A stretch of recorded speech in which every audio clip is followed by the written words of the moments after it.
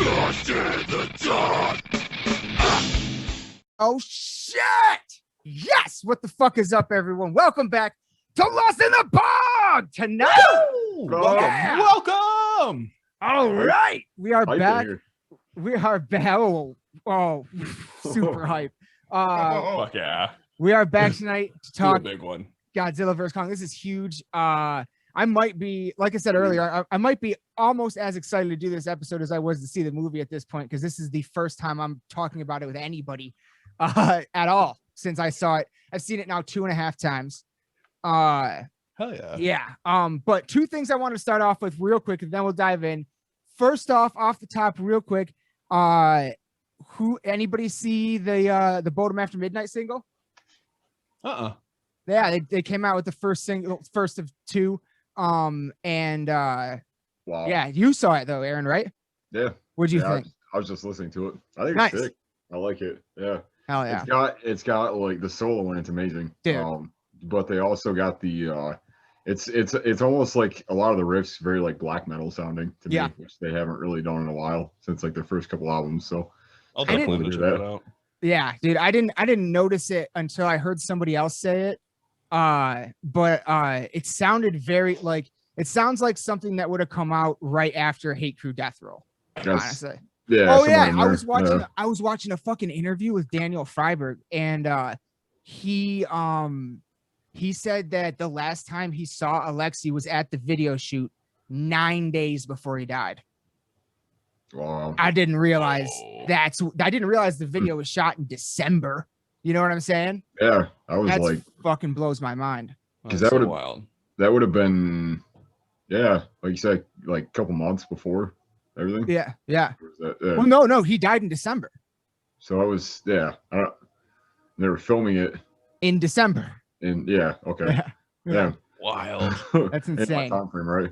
But yeah, I just wanted to mention that because that came out. I dropped the reaction for that last night. I'll also check that out for sure. It's actually doing pretty, kind of surprisingly good. I'm surprised. People love Children of Bodom. Of course, it's doing good. Hell yeah. But it was. Sorry, real quick. I just had one last thing. I was like, when I was looking it up, because I hadn't listened to it or whatever, and so like that night I was looking through it because I wanted to watch the video for it, and I typed in Children of Bodom instead of Bodom After Midnight, and I was like, God damn it.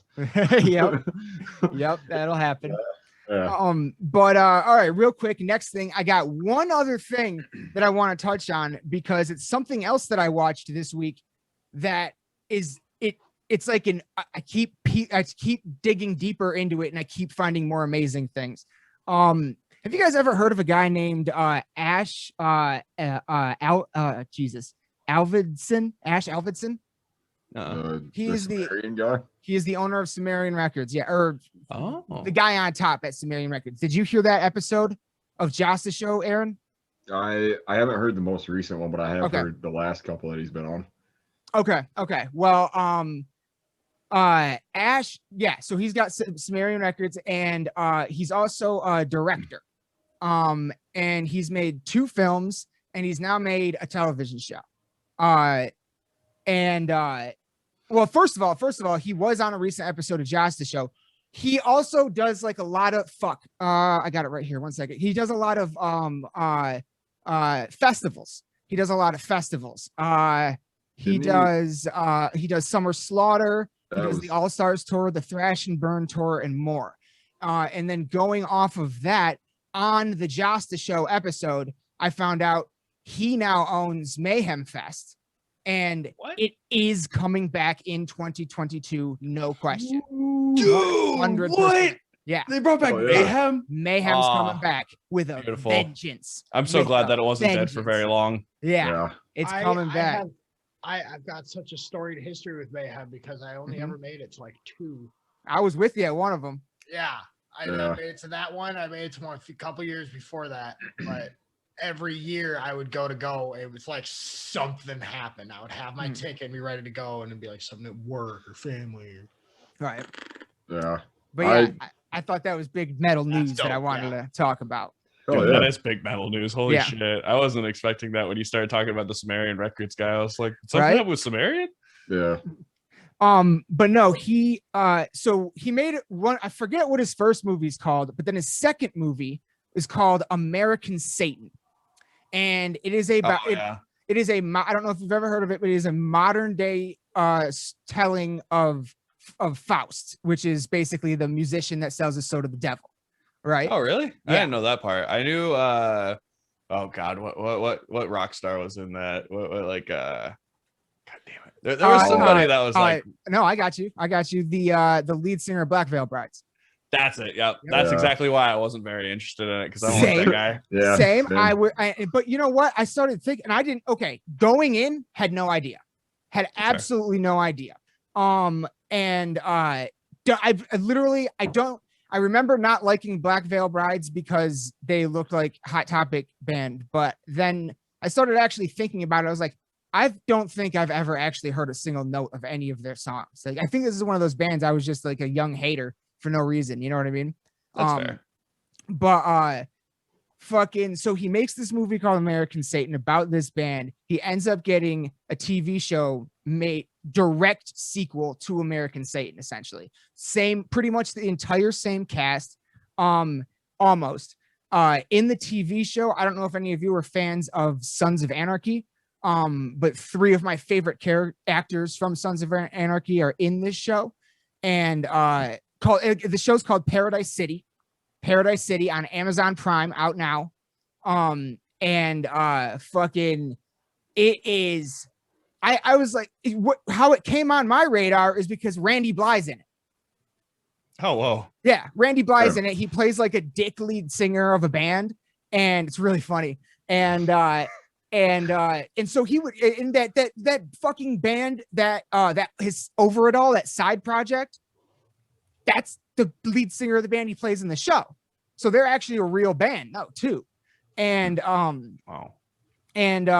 so he was posting about it like long time ago. I was like, oh, show Randy. Yeah, I'll fucking watch that shit. And finally it came out after 2 movies, hasn't he? Yeah, I think so. Small parts, you know. Yeah. But yeah, it's fucking. So I sit down and start watching the show. Immediately fall in love with it. It absolutely fucking blows me away. I binged all 8 episodes, and then watched American Satan in the same day. Now I did it in that order because I didn't know about American Satan. So I'm actually gonna go back and watch them in the correct order now because I love it so much. But like, dude, it's such an awesome, like, if you're a fucking fan of heavy music, there's so much going on in there that's so awesome. Like, in the background, everybody's got all the fucking metal posters. You know, the record label is like a metal record label. And it kind of centers around that. The acting is unbelievable. Ash actually plays a character in the show, this real fucking, oh, you guys would love this. You guys got to watch it. This real fucking crazy fucking music producer, like a fucking nuts music producer, but knows how to like fuck with your head to make you make the best music possible. And it's like fucking, like literally like fucks your brain up. Like, he will go anywhere. He will hit anything he can hit to fucking twist that knife to get you to do something. And fucking, and I didn't know. The crazy part is I had no idea it was Ash.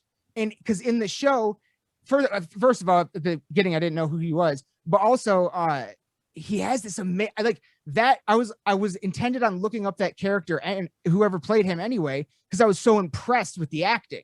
It absolutely blew me away. This amazing, like, Southern accent that in real life he doesn't have, which blew me away when I found that out. I was like, that was acting. Holy shit, you're amazing. Like, fucking no, dude. It's Nikki Strauss has a small part in a few episodes. Really? Yeah, there's a ton of other musicians in it. And dude from fucking Black Veil Brides, amazing actor.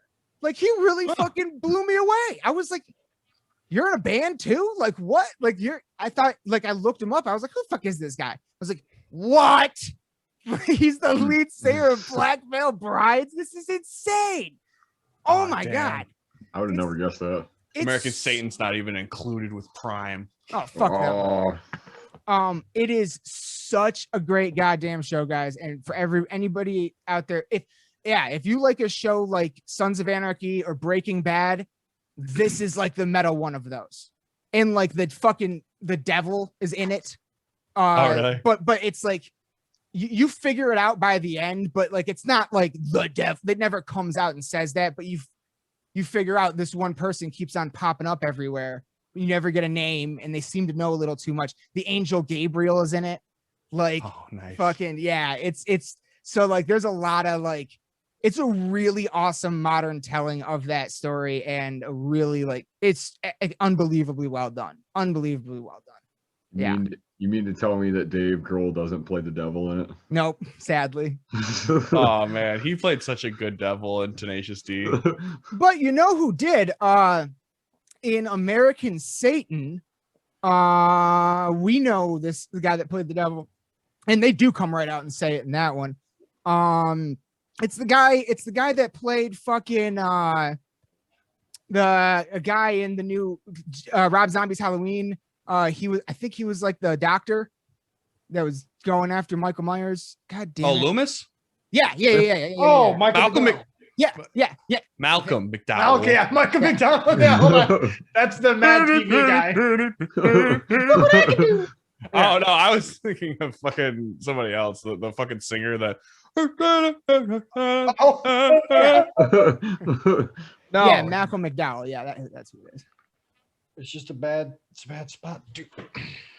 But yeah, really fucking wonderful, wonderfully well done. Great movie, and the series is outstanding. So definitely fucking, I want you guys, I've been holding my tongue on that one too, because I wanted to talk about that on here with you guys. But it's so good. It is so good. If I watch this, you gotta watch Invincible, because that fucking shit. Oh man, I watched both of those. Dude, seriously, that show just blew me away, because like I love there's like a little motif in it where like they show the title card, because like he'll be like, hey, I'm here to rescue you, and then instead of saying his name, it'll just be the title card, Invincible, and then every episode the blood splatter gets more and more intense. Oh, that's cool. Yeah, it's super sick. Hell yeah. But all right, yeah, everybody check out American Satan in Paradise City, and Mayhem Fest is coming back, everybody. Woo! So that's awesome. I wanted to say a real quick side note. Randy Blythe appeared in a movie called Hair Metal Shotgun Zombie Massacre, the movie, with Tom Araya. What? Yeah, I want to just sprinkle that in there, and then we'll go into GVK, because I'm gonna find out more information as I go, and I'll report. Sounds like a Danzig movie. Yeah, we're probably gonna need to watch that. Holy shit. But all right, yes, as Mike said, let's dive the fuck in to a movie I've been waiting for my whole life, Godzilla vs. Kong. Dude. Yeah, if we were together right now, we'd be around this table, and this table would be covered in Godzilla action figures. Yeah. I'd have to go into storage to get them out, but I know they're in there. Nice. But yeah, man, this movie, I think it blew all of us away. I got a summary here, so I guess I'll just kind of go through, and then we'll stop and talk about whatever we want whenever we want. So it opens on, now this was interesting to me. The movie literally opened on Kong in that Monarch enclosure, which I thought they had him all. This is a Kong movie. The Truman Show. They had him Truman showed out. That was pretty wild. That's so true. It is Truman Show, because they got like the fake like thing, and he like just throws it towards the skyline. Oh man, that was brutal. And Mike, yeah, that is something that somebody else said to me recently too, is that this is pretty much a Kong movie, in that he definitely has much more of a story, and he's in it a lot more. But to me, there's a good reason for that, and that is because that's the only way you get a chance to make him any kind of an emotional character, and that ends up having impact, when he gets taken down. You know what I mean? So they had to weight it like that. You know what I mean? But yeah, so that was a pretty cool scene. This is the first time we also meet Jai, Kong's friend, The deaf girl with the finger. E.T. I'm right here. I'm so mad I didn't make that connection before that. God, don't hurt your back with that low-hanging fruit there.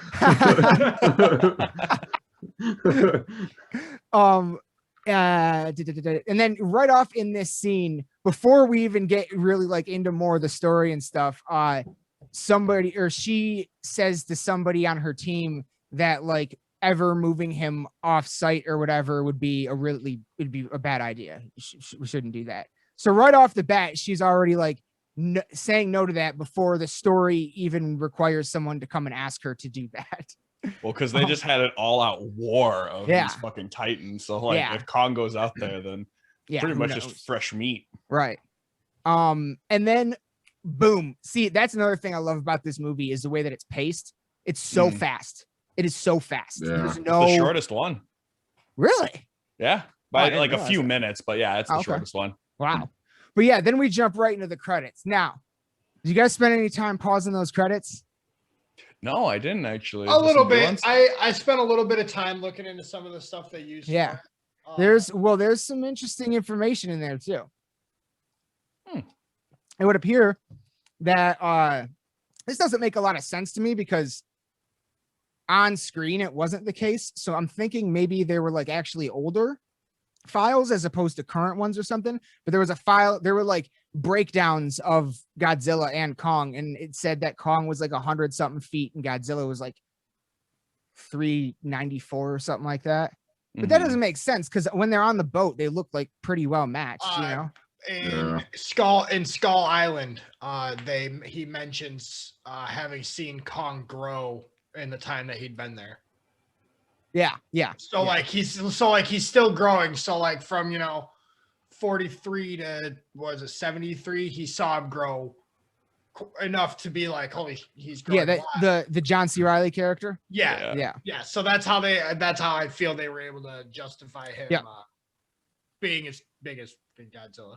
Yeah, didn't they say something along the lines of like he was still kind of like in his adolescent form? Because like even in the newer movie, you can see that like his fur is like really thick and like he's grown like just like a lot more, like just like noticeably older kind of look. Got a big old Kong beard. And they did a really good job with the way they made his face emote.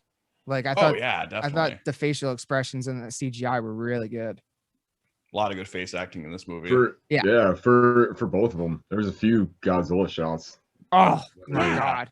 That was one thing that I was really surprised by, actually. Yeah. I was like, Godzilla's like giving him fucking just a staring daggers that look kind of thing. Like, constantly. And then boom, after the intro credits, the movie opens on something that immediately warmed my heart. Someone doing a podcast. I was like, you have got to be fucking with me right now. I was like, no way. I would say, I recently, since we started doing this, I've been listening to a lot more. And at first, what I thought was kind of a bit masturbatory with how everyone that does a podcast talks about their podcast. Right. In this, it was kind of like, it was nice to have like a love letter to podcasting, like it as not just some guy yelling at his computer. He was just some guy yelling at his computer, but he was right. Yeah, he was right. It's not like the podcasters from the Halloween reboot movie that was like, oh yeah, we're here to be true crime podcasters, even though we just get really off on murder. Right. Yeah. What was this? I guess I forgot to write down the name of his podcast. Maybe I have it. Titan Truth Podcast. There we go. That's actually not a bad fucking name. It's pretty good podcast, dude. It's a pretty good name. I also love the fact that Fire Fist and 11 find him through the podcast. Right. Yeah. That was cool. Because I couldn't shake the Fire Fist thing. That kid is always going to be fucking Fire Fist. It took me a second to realize just who he was. I was like, oh shit. That Kiwi fuck is too hard not to notice. Yeah, Prison Wallet. Oh yeah. Wait. Oh yeah, he was in fucking. That's the kid from Deadpool, isn't it? Yeah. Oh, I didn't realize that. Huh. Yeah. Nice. He's a great actor. Like, he's been in a lot of really good stuff, but like, I just can't shake him just being that temperamental fucking teenager. Right. But yeah, so this guy's doing the podcast about Apex, and we quickly learn that he like works there undercover, I guess. He's trying to figure out what they're really up to. So then he fucking Apex Cybernetics, the owner, his name is Walter Simmons. But then the podcaster, he goes, he annoys one of his coworkers to steal shit off of his computer. Then boom, our first Godzilla attack. Almost immediately, less than 10 minutes into the film.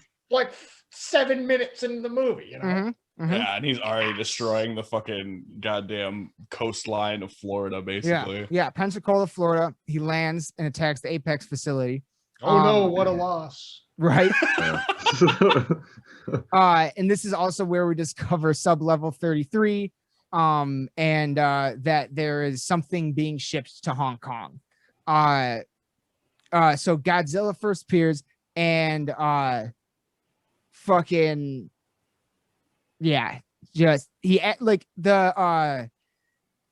loved the shot where dude got caught and then the other two dudes just got annihilated by a blast going through the building. That was so fucking sick.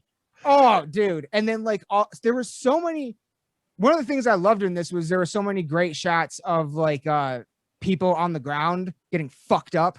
It was wild. That's so what I have in my notes that they did a lot better job, because they tried to in the first Godzilla movie at showing the human level of these disasters, because that's what they'd be classified as. But they went too far into it to the who gives a shit level. And now it's don't even care. With this one, it's just a bunch of people running from stuff that they know to run from, and then a fucking fighter jet explodes 30 feet from them. And then they cut away from that. Then we're done with that. We don't have to see the main character in the B plot is now caught under it and someone's got to rescue him, or he's got to rescue. So we didn't worry with that. We're just yup, this is what it's like for those people. Godzilla. Exactly. Still rampaging. I also love the look that the podcaster gets after the Godzilla beam comes through.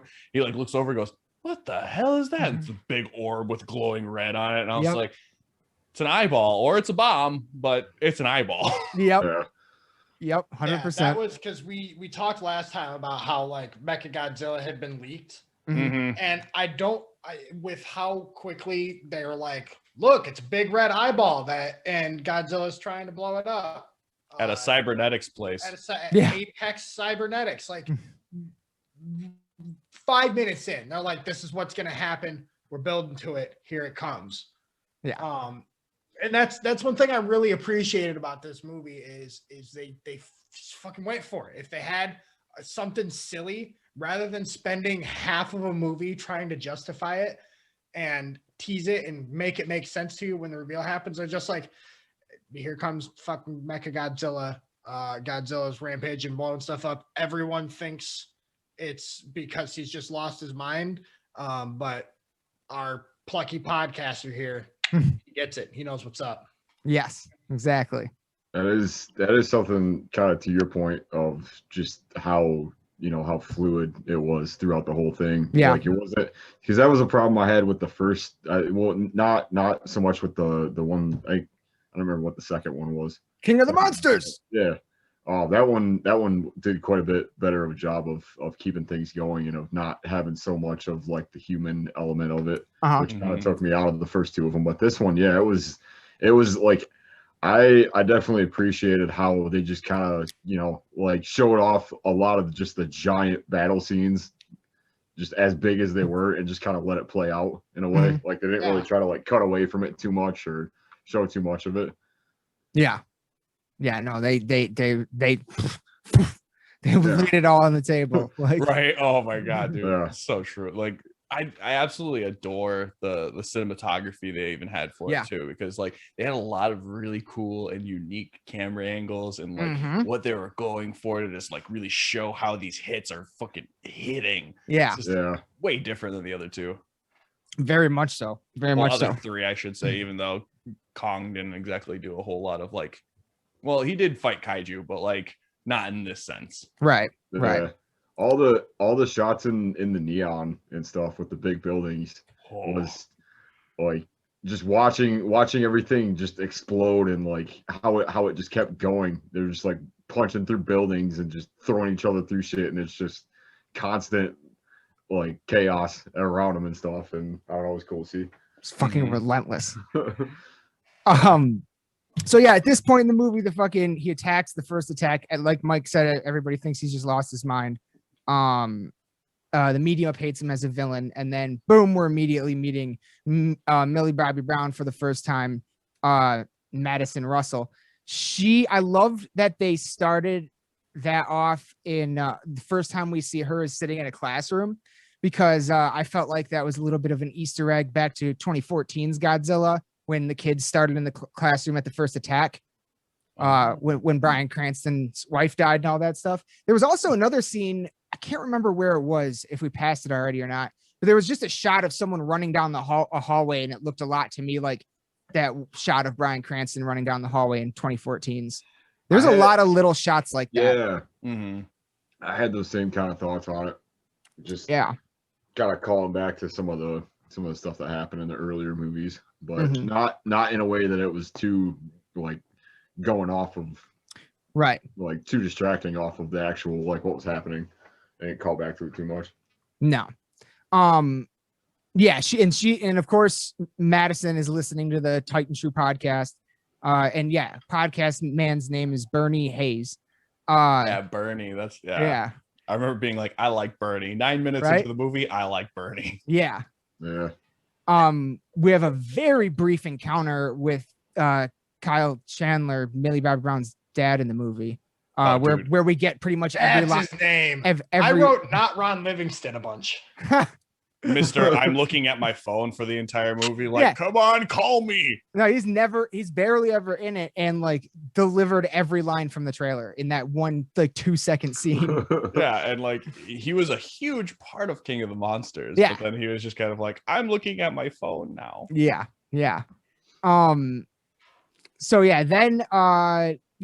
we meet the leader of Apex. And he goes and recruits dude, I don't know if I have it written down. A former monarch, Dr. Lind, I think, the Hollow Earth book author, who, you know, he wants to recruit him to go on a mission to the Hollow Earth in the new Apex vehicle, which was what, Heave? Hollow Earth aerial vehicle, I think. I love that. Yeah. Dude, anytime they mention like Hollow Earth or like any like the Titan stuff, I'm like, dude, that's metal shit. Like, we got to use something. We got to write something around that. I mean, we kind of did already, but Mike will get to it. Boy, we're about to take a deep dive, and this is, of course, where Lynn says he needs Dr. Andrews and Kong. Go on, Mike. All right, so this may end up getting edited out, but maybe of your episode. I'm a huge conspiracy nerd. And I texted Alex, the way it's, I can perfectly describe it, is reality TV, conspiracy theory is my reality TV. It's such vastly stupid bullshit. Murder porn. I love watching it because it's so dumb. Like, so when in the first one, and what I think it was in King of the Monsters, like they kind of mentioned Hollow Earth a little bit in each one of them, but it's always like a crackpot theory that one person believes, and then is proven to be kind of sort of right, but like not. It's never expanded upon. And then in this one, they just come in and they're like, "Oh, you wrote a book on Hollow Earth, and everyone thinks I'm crazy." And they're like, "Oh, you're not." It's like, okay, we're setting this up again, but they just went for it. They're like. They go through the forbidden portal, which is something that actually, like, when I started looking into the Hollow Earth stuff, I looked at all the different types of theories they had, and boy, are there a bunch of them. And this movie, they tied in so many different facets of different Hollow Earth theories, from like the concave Hollow Earth, where there's a sphere in the middle, like, and then there's the shell, the crust around, and then the Earth continues after that. The portal that they go through, that's all like warpy, wormhole, time and spacey. That is a forbidden portal that was discovered on the floor of the ocean. It's just heavy salinity water is all it is. But I'm not gonna spend a whole lot of time going on this. Suffice to say is, one, I'm super happy they just went with it. They're like, it's silly and we're going for it and you're gonna believe it. And here's a ship that can fly through it. How does it travel 4,000 miles? Wormhole. Fuck it. Why not? Sure. Yeah. But everything that they mentioned in that, other than the kaiju stuff, obviously, every bit of the Hollow Earth thing is actually like a facet from a different version of the Hollow Earth theory. And if you ever have like 4 hours of nothing to do, say waiting to record a podcast, and you just want to look it up, you've got to type it into like YouTube, like Hollow Earth real with a question mark. And then you got to skip to page like 9. Jump ahead and look for something that's usually got a lot of emojis and clip art. Got one of these. Yeah. just the open mouth. Just, I saved a few of them, and I'll send them to you guys separately, because some of them are hilarious. I sent one to Alex that I got to. It was I got a thumb. Science doesn't seem to know exactly what oil is. Only theory. Okay. Oil, how does that work? So in the same video that the dude was talking about Hollow Earth, now this is the kind of stuff that I love, and where this movie ended up taking me is lava, tectonic plates, and Pangea is not what you were told. Lava and magma is not what you were told. It is a proof of the lake of fire. And also, here we go. So the Earth does not produce oil because of fossils being condensed further and further into the crust. And eventually the carbon atoms separate and reform properly. It's actually produced via metabolism, because the Earth is a living organism. The outer shell that we live on is the prison for the people that live on the inside and they live in the inner sphere, but not on the outer inner shell. Mm-hmm. And when our organic material, plants, shit like that like, you know, dies and burns and is usually covered with lava, which is actually earth spit, that gets pushed down and then is converted into oil and then pushed back up through the pockets in a fairly rapid process, proving that oil is not only not scarce, but is rapidly produced on our planet. And this is all proven beyond reasonable doubt, because the guy says like 15 times in the video, scientists can't even agree on where oil comes from. What scientists? That's his proof. That's as far as the guy goes in it. It had me at earth spit. Yeah. Lava acts as the saliva of the earth, breaking down the components to push it down, and oil is poop. You had me at living planet. I went, Kurt Russell? Oh God, brought ego. But yeah, no. So the whole Hollow Earth thing that they did in this, like them just going for it, and they're like, there's weird gravity. Yeah, that was cool how they showed that the Kong flippy part. Better, and they kind of sort of did it in this one when they just wrecked the Kong temple after 3 minutes. Dude, yeah. There was and there's also kind of a weird thing where it's like they were on the outer shell, right? And then he jumps on the mountain, he goes up to the outer shell of the inner orb. It's really, there's a lot of weird geometry going on here. But then Godzilla fires his beam down, right? And it comes shooting up as if they were on the outer crust in the Kong temple. This is literally killing me. I had to smoke so much while watching and reading this stuff. You had so they have this whole two-sided inner Earth thing to be able to do Kong and Godzilla movies as long as they want. Like there's now a whole Earth that we've never seen before. We can stop wrecking it's strangely all kind of liberal cities. I don't want to go too far into politics here, but all the cities that are destroyed in all of these MonsterVerse movies, it's like Vegas, San Francisco, Boston, Hong Kong, like Pensacola, but they were housing an evil corporate entity. There was something about that I noticed. But yeah, with this whole Hollow Earth thing, they leave it open enough, and they with all these wacky, silly theories. God only knows what they're gonna do next, dude. Bring in aliens. Fuck it. Why not? Like, the King Ghidorah.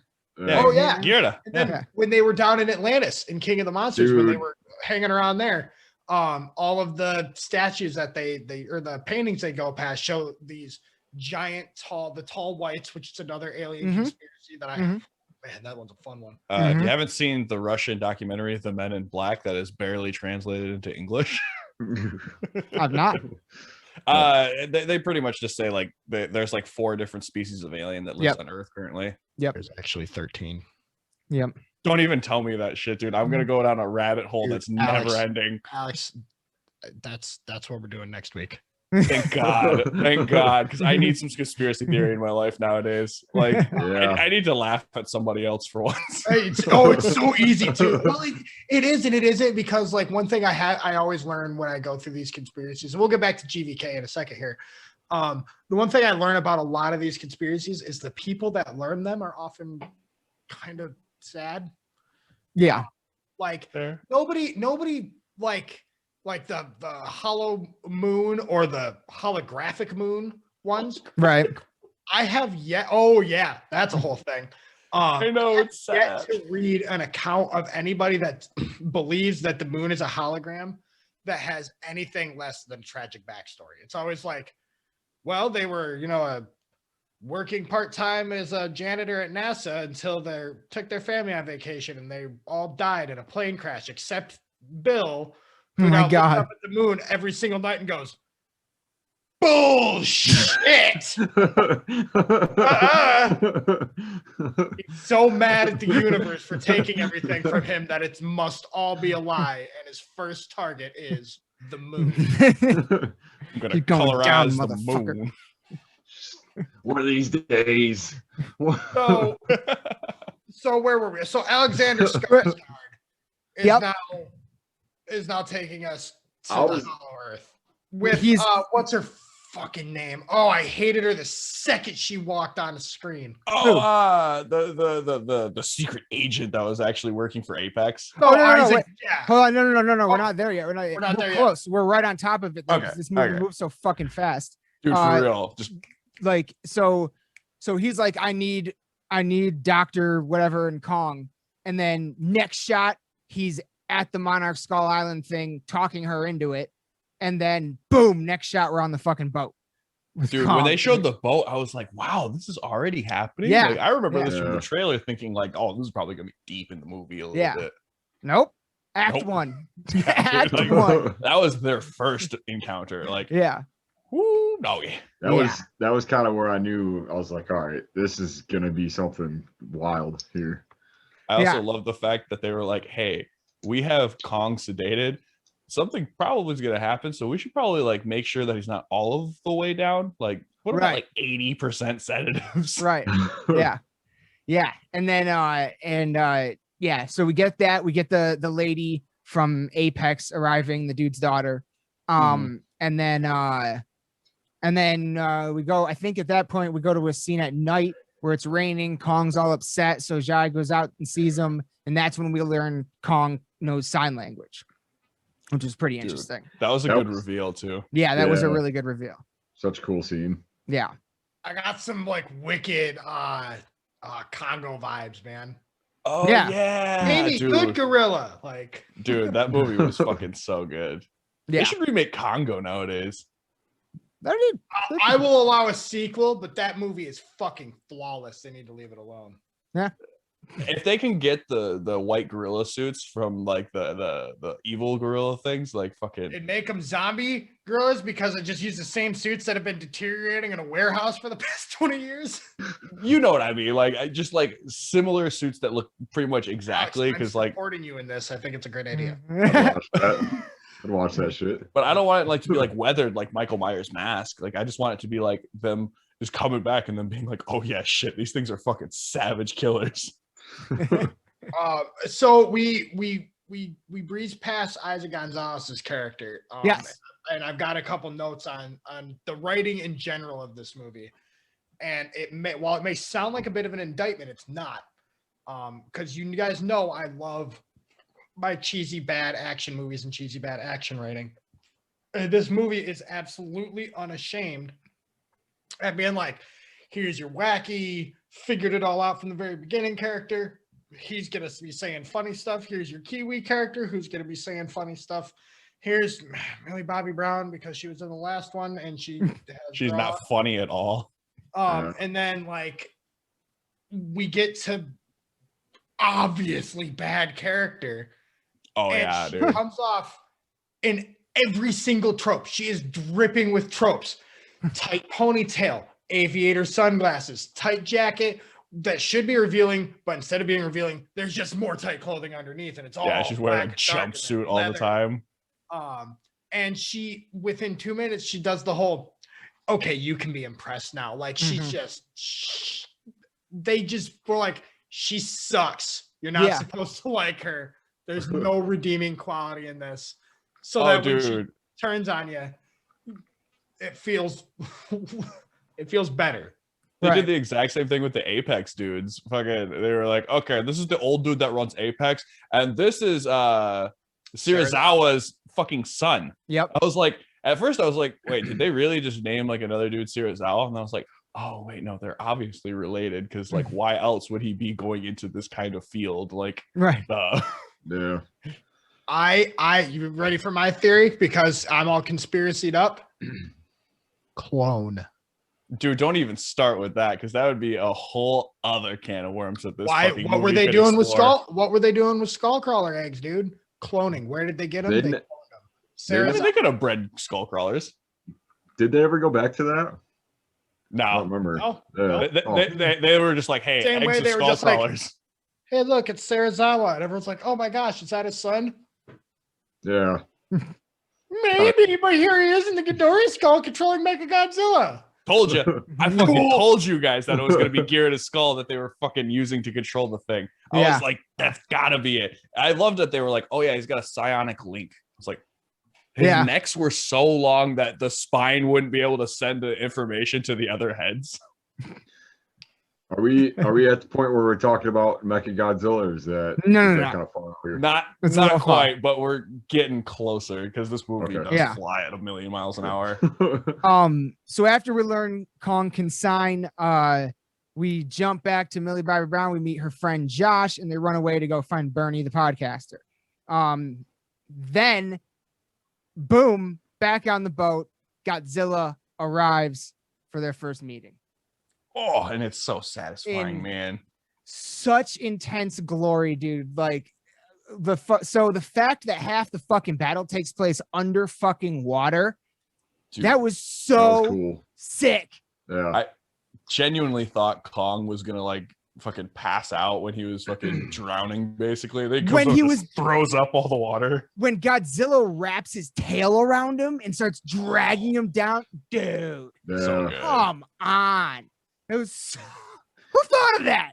That was so fucking sick. I was kind of like it was cool to see that how they brought him out of it and kind of like made him able to fight in the scene and stuff. They kind of like the whole thing kind of came around with like the human conflict of it with them trying to like be saved off of it since he flipped the ship over. Right. Yeah. And then Godzilla flips it, or no, King Kong flips it back over because he's like, no, my friend is in there. And then he notices that Godzilla's like swinging wide in the water, and he's like, "Oh shit, I gotta cut him off real quick." And he goes over to the fucking. He bounces off of one ship so he can get to the other one. Yeah, and that's again where we get back into the silly stuff that they just go for.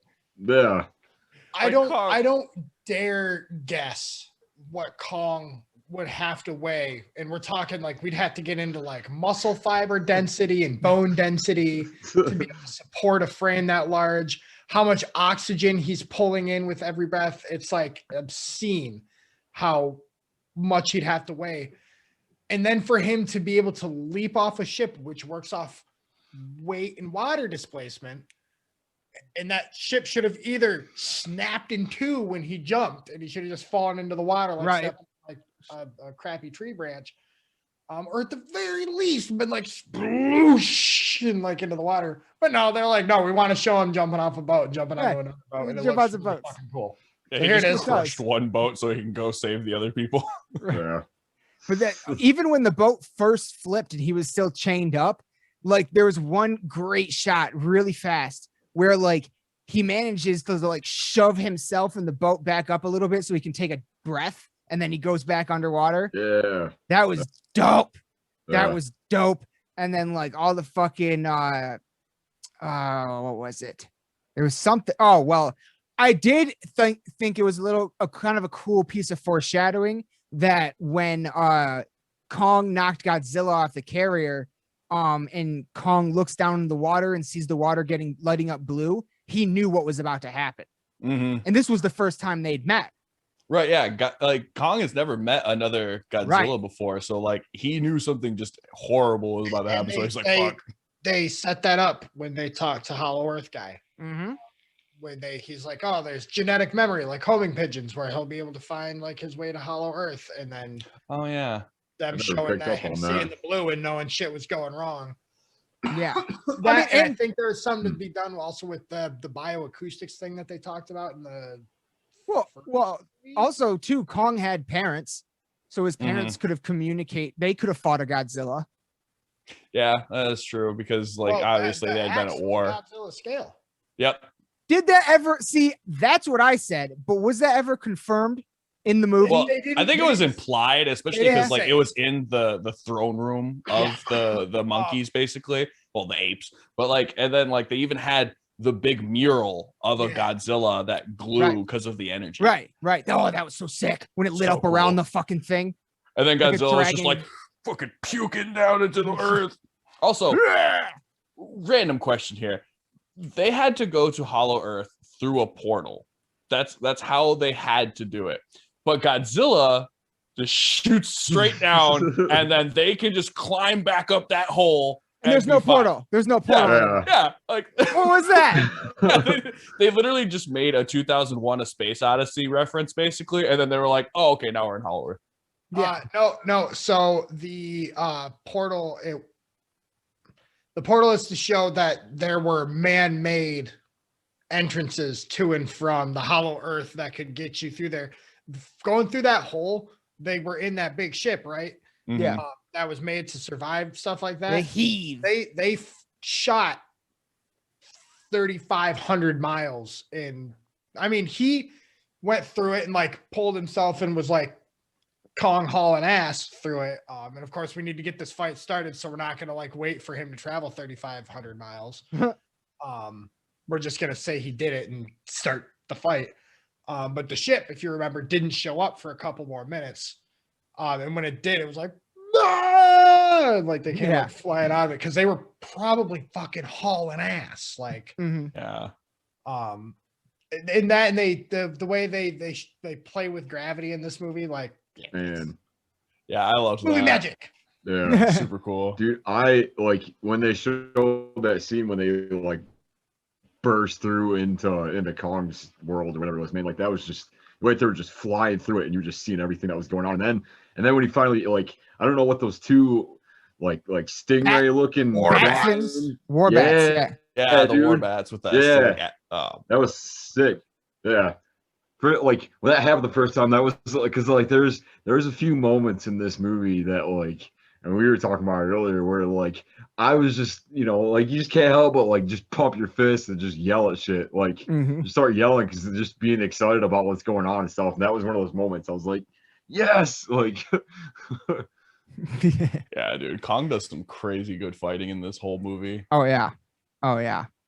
But okay, yeah. So after round one on the boat, which was pretty handedly won by Godzilla, I would say. Goji definitely won it. We move back to the podcast team. Fucking, they're breaking into Apex. They go down to fucking level 33. They find the pods that are shipping Skullcrawler eggs to Hong Kong. Of course, they end up on one. Was so excited when they fucking showed that. I was like, oh shit. Because that was just one thing I would not expect them to fucking be doing, like breeding skull crawlers so that they can like study that shit. Yeah, when I saw the eggs, my first thought was, wait a minute, is this Godzilla 2000 again? Like, right, it's got Godzilla eggs. Yeah, but no, that was really cool. I like.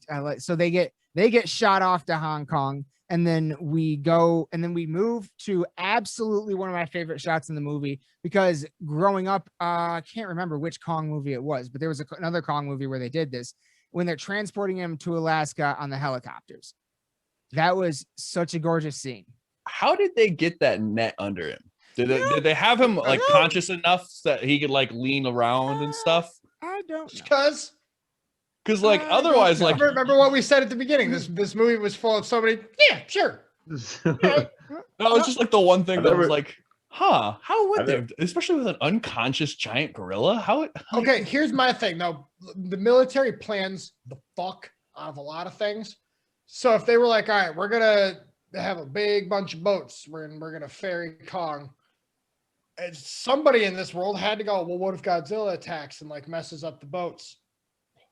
Well, then we're fucked, aren't we? Shouldn't we have like, I don't know, a big like net? Well, that like some helicopters could carry with. Sarsgaard immediately went, how's Kong with heights? So it was his idea in that moment. I mean, that's script writing 101. They would have just showed the helicopters going. It would have been even more of like, okay, what the fuck? Why didn't we just do this? Why didn't we just dope Kong out? Yeah. But I thought it was a great shot, and it was a definite Easter egg to a previous Kong movie. I can't remember. I think it was like Kong Lives or something like that, where they did it before. I thought it was really cool. I never thought to question the net. Also, it's small things like that I question, and then I'm like, yeah, giant nuclear lizard, fuck yeah. Oh yeah, that's what this movie is. All right, right. I also thought the shots where Kong had snow on him looked really cool.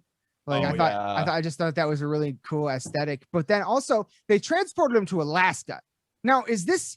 And there was clearly a base. It was Antarctica, wasn't it? Yeah, it was Antarctica. Oh, was it? Yeah. Okay. Okay, and then 2 entrances to Hollow Earth. This one is known as Shoal. Okay, but wait, was that in the movie or was that in the theory? That is from my research. Fuck yeah. Where and then the Monarch base where they awoke King Ghidorah was in Alaska though, right? No, that was Antarctica as well. Was it really? So is this the same Monarch base then? Possibly. No, I think it might have been like an outpost. Yeah, because they weren't at like a full-on like Monarch base. Oh, okay. It was just like a hole with like some like computery looking shit in it. Yeah, they had like it was almost like an arena looking thing with the whole. But I was thinking maybe that was built after Ghidorah broke out of all that ice or something. That might have been it, honestly, because like they did blow up a huge chunk of that shit. And they did figure out Hollow Earth, and they even said that they tried sending a craft through that portal, and that the dude's brother, Skarsgård's brother, got smushed. Mm-hmm. Which is weird. Like, did the gravity of it just crush him? Yeah. Because I know they were like piggybacking off of Kong, because like his free fall, and then there's a point where the gravity inverts. And if you can't take the inertia of the gravity reverting, you just kind of liquefy. Oof. Yeah. Did they just think about that? You're falling at terminal velocity, and then not only does the gravity do you stop, but the gravity pushes back the other way, so it's like double terminal velocity. Yeah, you just kind of it's a big red mist. Yeah. Did they ever? Because I do vaguely remember that in the last movie where they went to the ice base and they found all the experiments or whatever you want to call them. Like, did they find stuff? Did they find stuff in the last movie that came out in this one? I don't remember. Or what was that all like? Well, the Antarctic base in King of the Monsters was where Ghidorah was. Right. Yeah.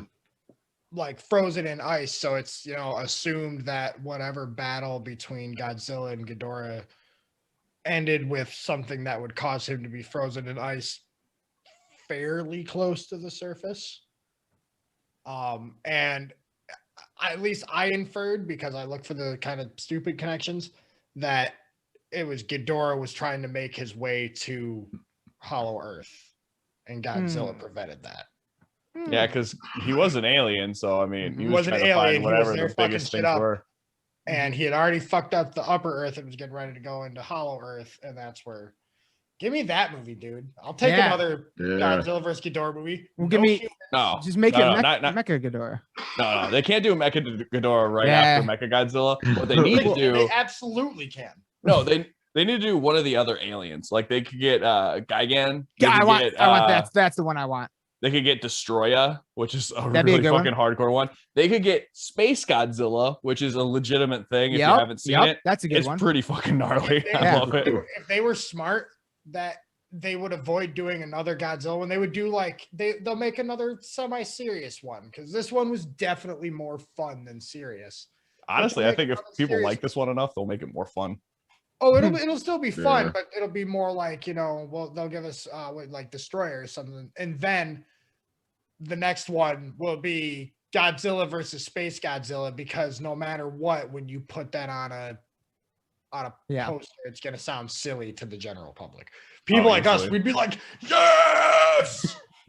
But a Hollywood studio is gonna be like, you want how much to do what? And then Toho will be like, hey, it worked before. Yep. You could do it. Working. You're also wasn't Biollante a fucking alien too? Or was he from Earth? I can't remember. That was a good one. I haven't seen that one in a while. But like fucking 40 goddamn Godzilla movies. Oh yeah. But now we are finally at Hollow Earth. Kong leads the team to Hollow Earth. An amazing sequence. Starts off with one of my favorite things. I love watching Kong like swing. You know what I mean? I just think that just looks so cool, and you never get to see it that much. And so in this movie had two scenes of it, so I thought that was really awesome. And then then he falls down the hole, and then like we talked about earlier, we get blasted through this crazy psychedelic ass fucking portal. And then there's this beautiful shot, this like wide frame of Kong and like the 2 or 3 ships just falling, an obvious reference to the Halo jump from the first one. Right, you know what I'm saying? Obvious reference. I loved that. They fall. Most of them survive. And then we are immediately attacked by giant bat creatures. Dude, that scene where they fly through, and like when they first get there and stuff, and you're trying to because there's a few different scenes where it's like straight down and then it flies through it and stuff, and you're looking at like there's stuff on like up above and then there's stuff down below and stuff. It's like when I was watching it kind of made me dizzy. I was like, what am I looking at right now? It was definitely disorienting. Yeah. Very much so. That was cool though. I love that whole sequence of them just blasting through it and then just trying to like gain their bearings of it just to get like brought down and then attacked by something else. It was like a non-stop sequence. Such a beautiful look too, like the whole render for like all of like the sunshine to it and stuff too, which is just so funny that there's like amazing sunlight and lighting down in the middle of the earth. God damn it! How the fuck do they do that, Mike? Science. Science dictates that the Earth spit actually lights it up. Nope. So ancient astronaut theorists suggest. Oh yeah, no. That is one of the many facets of a different Hollow Earth theory. So this theory is inside the Earth. Like, all right, so we've got outer shell of the Earth. That's where the former civilization of the inner core said they're prisoners. That is like a shell casing artificially built around the actual planet, the one that the Kong temple is on, right? And that has an artificial star built to create light, as evidenced by the ancient civilization and like the murals and the Atlanta stuff. Yeah, no, that's that. There's a theory that people believe that right now. There's somebody out there at this moment making a YouTube video going, Kong vs. Godzilla does nothing but prove what I've been screaming in my kitchen in my single bedroom apartment. It's been 3 years since they had to kick me out.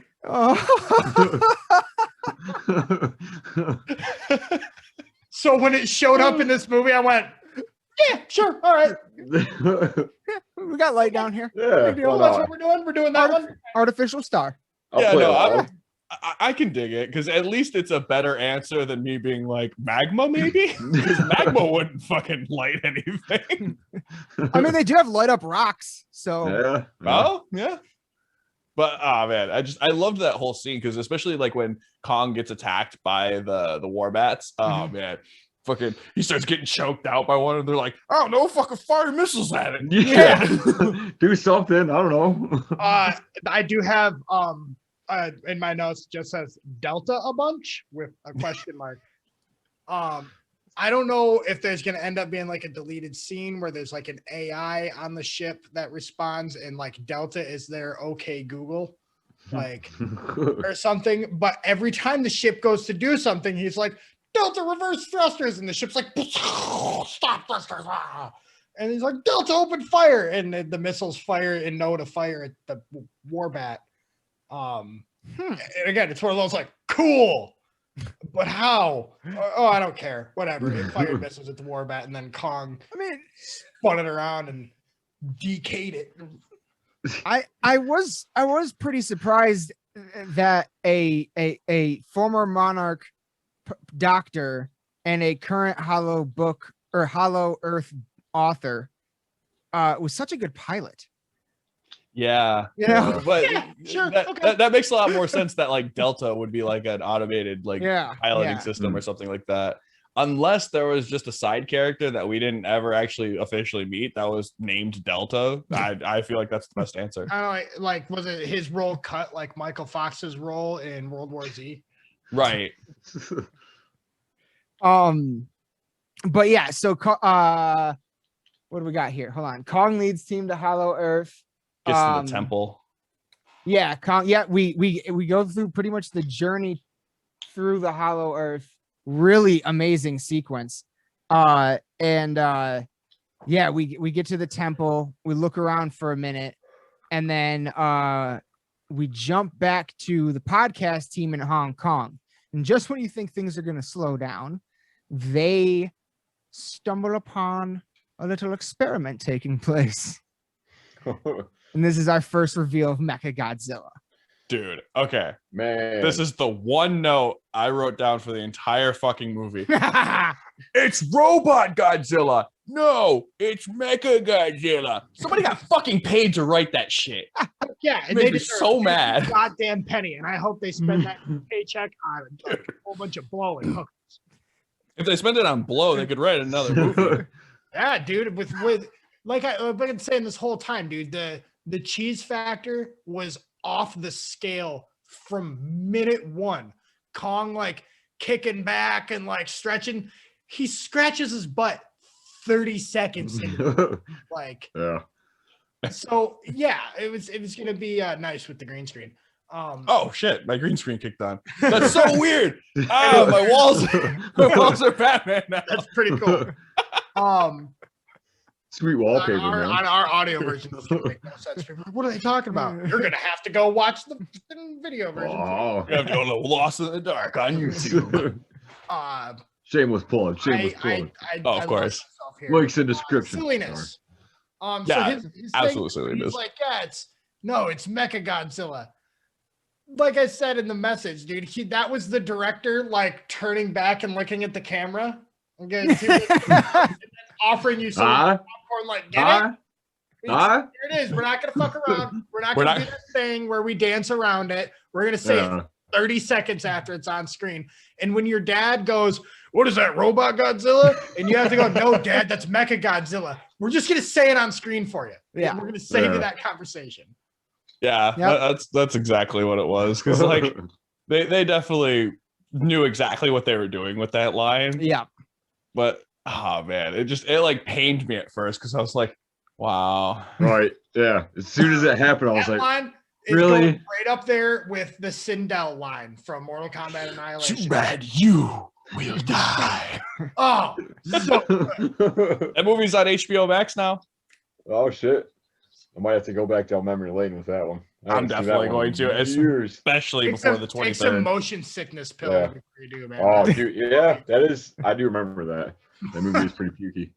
The main motion of travel in that movie is the big balls.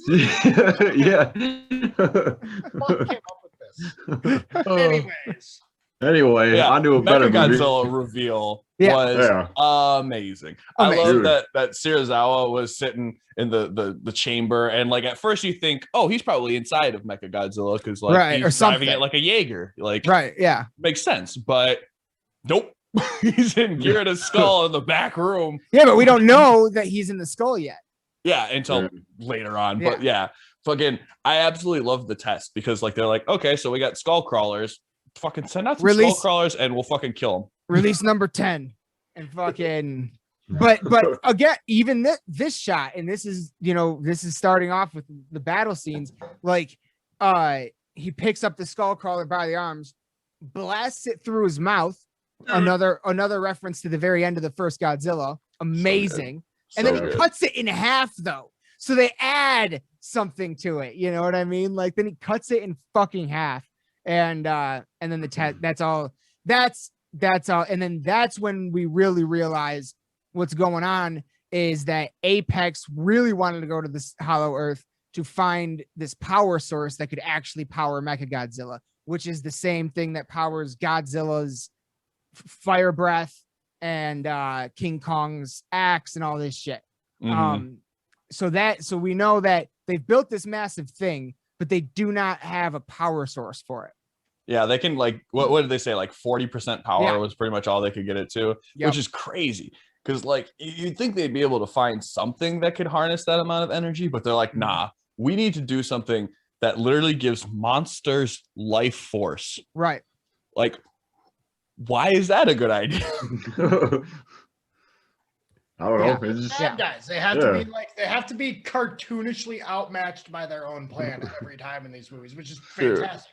Yeah, exactly. Their own plan. Fuck them. Monster, dude. Fucking Charles dances whole thing like, well, we'll just go ahead and release some monsters until there's enough people dead that the planet can go back to normal. But what were you gonna do after, jackass? Like, you got monsters running around, fucker. No bad guy in these movies ever thinks out their plan, and that's what gives us these like fantastic. Keep going because we'll get to the speech thing. I love that scene, dude. Yeah, dude, great scene. Monologuing, man. When it first shows that one shot of Mechagodzilla, when it just rises up, I was like, oh shit, ma, that's the thing. That's the thing. I was, oh shit, like mama. Yeah. I was sitting there doing that same shit. I was like, what the fuck? Yes, like yes, it's awesome. I was so hyped about that. And it's so like there's some, I guess you could say, Easter egg elements in the new design of Mechagodzilla from the old one. But they really redesigned it. Yeah, dude, little pincher claw. Yeah, quite a bit different than I thought he was going to. And I really like the redesign, and I feel like that's a hard thing to pull off, and I think they did. For real, they nailed it. He looked so much more mobile, and like you could tell that like everything that like would be there mechanically could move fluidly. Yep. Yeah, I like. It was like Tony Stark designed Mechagodzilla. Yeah, it's like Ultron, the fucking Godzilla. Yeah. No, we're gonna fucking throw in an Ultron reference, Mike. You get out there. Every episode. I was about to mention WandaVision when we were talking about the simulation thing, but I was like, But yeah, dude, like that was one of my favorite parts, is just like when they like go through the whole shot of like through its mouth and stuff, and like through all the spikes on the back, and so you see everything like linking together like Iron Man's suit and shit. Yeah, that was so dope. So dope. I really think they nailed it with that design. Mm-hmm. Yeah, golf clap for real. Right? Well played. Yeah. Well done. That was that's really good. Fuck, there was something I was gonna say, but I forgot it. Oh well. So yeah, we discovered Mechagodzilla. Now we go back to Hollow Earth real quick. Kong, we discover the power source with that amazing like Godzilla thing light up in the ground, like the dragon eating its tail. So cool. He gets his axe. When Kong sits at the throne and he just kind of like revels in it in a second, I was like, the king is back. Yep. That was sick. That was one of my favorite scenes in this movie, where he's just like, they still have not said King Kong. Right? Oh, they just call him Kong. Yeah. Shit. Well, I mean, technically, Godzilla's the king of the monsters, right? Oh yeah. Exactly. Oh yeah. And now we have a king of the overworld, and I'm calling it. If they don't, if they hear this and they want to use it, they have to fucking pay me. They're gonna call it Kong, King of the Underworld. Bro, that's such a fucking metal fucking title for a Kong movie. So dope. But then again, Skull Island was a fucking sick name. Yeah, dude. So continue on calling it, like, continue the metal imagery. Skull Island, King of the Underworld. Yeah. I was pretty happy. Kong, bad out of hell. Oh, sorry. Yeah. I was pretty happy that like they kind of kept with the world as far as how it was in Skull Island. Like they kept that same sort of aesthetic with the whole thing. Like when they like shot into his world and stuff, it just kind of brought you back to that movie in a way. Well, and that was when they had the one line where it's like, you always said that Skull Island was Hollow Earth come up, right? Yeah. Oh yeah. Like, here you go. You're gonna call it reused assets. We're gonna call it. Well, yeah. We're gonna call it a new movie. Was the idea the whole time. So then now we jump back to the podcast team. This is when they discover the King Ghidorah's head is what's powering the Mechagodzilla. So sick. Yeah. Dude. Yeah, when I saw that, I was like, I fucking knew it. That was pretty outstanding. That was cool. It was a great. I was so happy. Yeah, and then like they like sneak up, and then you see Serizawa. Yeah, he's in it. Yeah. Like he's not noticing anything because he's trying to fucking pilot or whatever he's doing with Mechagodzilla. And I love it too because like he like is so giddy about it. He's like a kid with a brand new toy. Like, yes, we fucking did it. Yeah, so cool. Very cool. Really, I love how they. Yeah, and that's another reference to a previous film too, because there's some other one where they like used like a dead Godzilla skeleton to build Mechagodzilla or something. So it was like kind of going off that. I can't remember. There's another one where they used part of a dead Ghidorah, I think. I don't know. I can't remember exactly. Because I do remember the original Mechagodzilla being in the flesh suit of Godzilla. Yeah. And that's what we all thought they were going to do. Yeah. It would have been really cool if they did. That's what I thought they were going to do in this one. But no. Oh, dude. I knew it was going to be Godzilla's pissed that they try to remake Ghidorah. And he's like, no, fuck you people. I literally just killed that thing. I can hear its frequencies, man. Stop it. Yeah. Yeah. Yeah. And now, boom, we discover Ghidorah's head. Now Godzilla is attacking Hong Kong, going after Apex. I love like every time Godzilla's on the screen, the music is incredible. That dun dun dun, that classic Godzilla sound. And there was a few parts where they kind of call back to it in a way, just like especially that first scene when he's underwater before you even see him. Oh yeah. There's another. You know what? I think. Oh fuck! What was it? It was either at the very end when we're back at Hollow Earth. I think it was at the very end when we're back, or it was at the final battle when it's just Kong and Mechagodzilla going at it. But they like did a slightly altered version of it while Kong was on screen. I was like, that's pretty cool. I noticed that. But yeah, the music and then when Kong or Godzilla's attacking Hong Kong for the first time, there's a lot of really awesome, like we talked about earlier. Like to me, they're old school shots because there's a lot of these in the older movies of just from the street. You see all the people getting fucking stepped down and fried, and all that shit. Like just really great, so many great shots of him first attacking. And then of course he like the Hollow Earth team gets the power source going. Godzilla senses it and lines up for a fucking atomic breath to shoot through the fucking earth. Like, let's think about that. Let's so cool. Think about that. Yeah. Like the fact that they had to go through the portal was a cop out, but like, oh man, that fucking Godzilla puking into the earth thing was just so fucking cool. Yeah. Oh. Yeah, dude. Because like that shot of the whole like him hawking back the atomic energy, just like dude. And then we get our last non-Ron Livingston shot until much later, I feel like.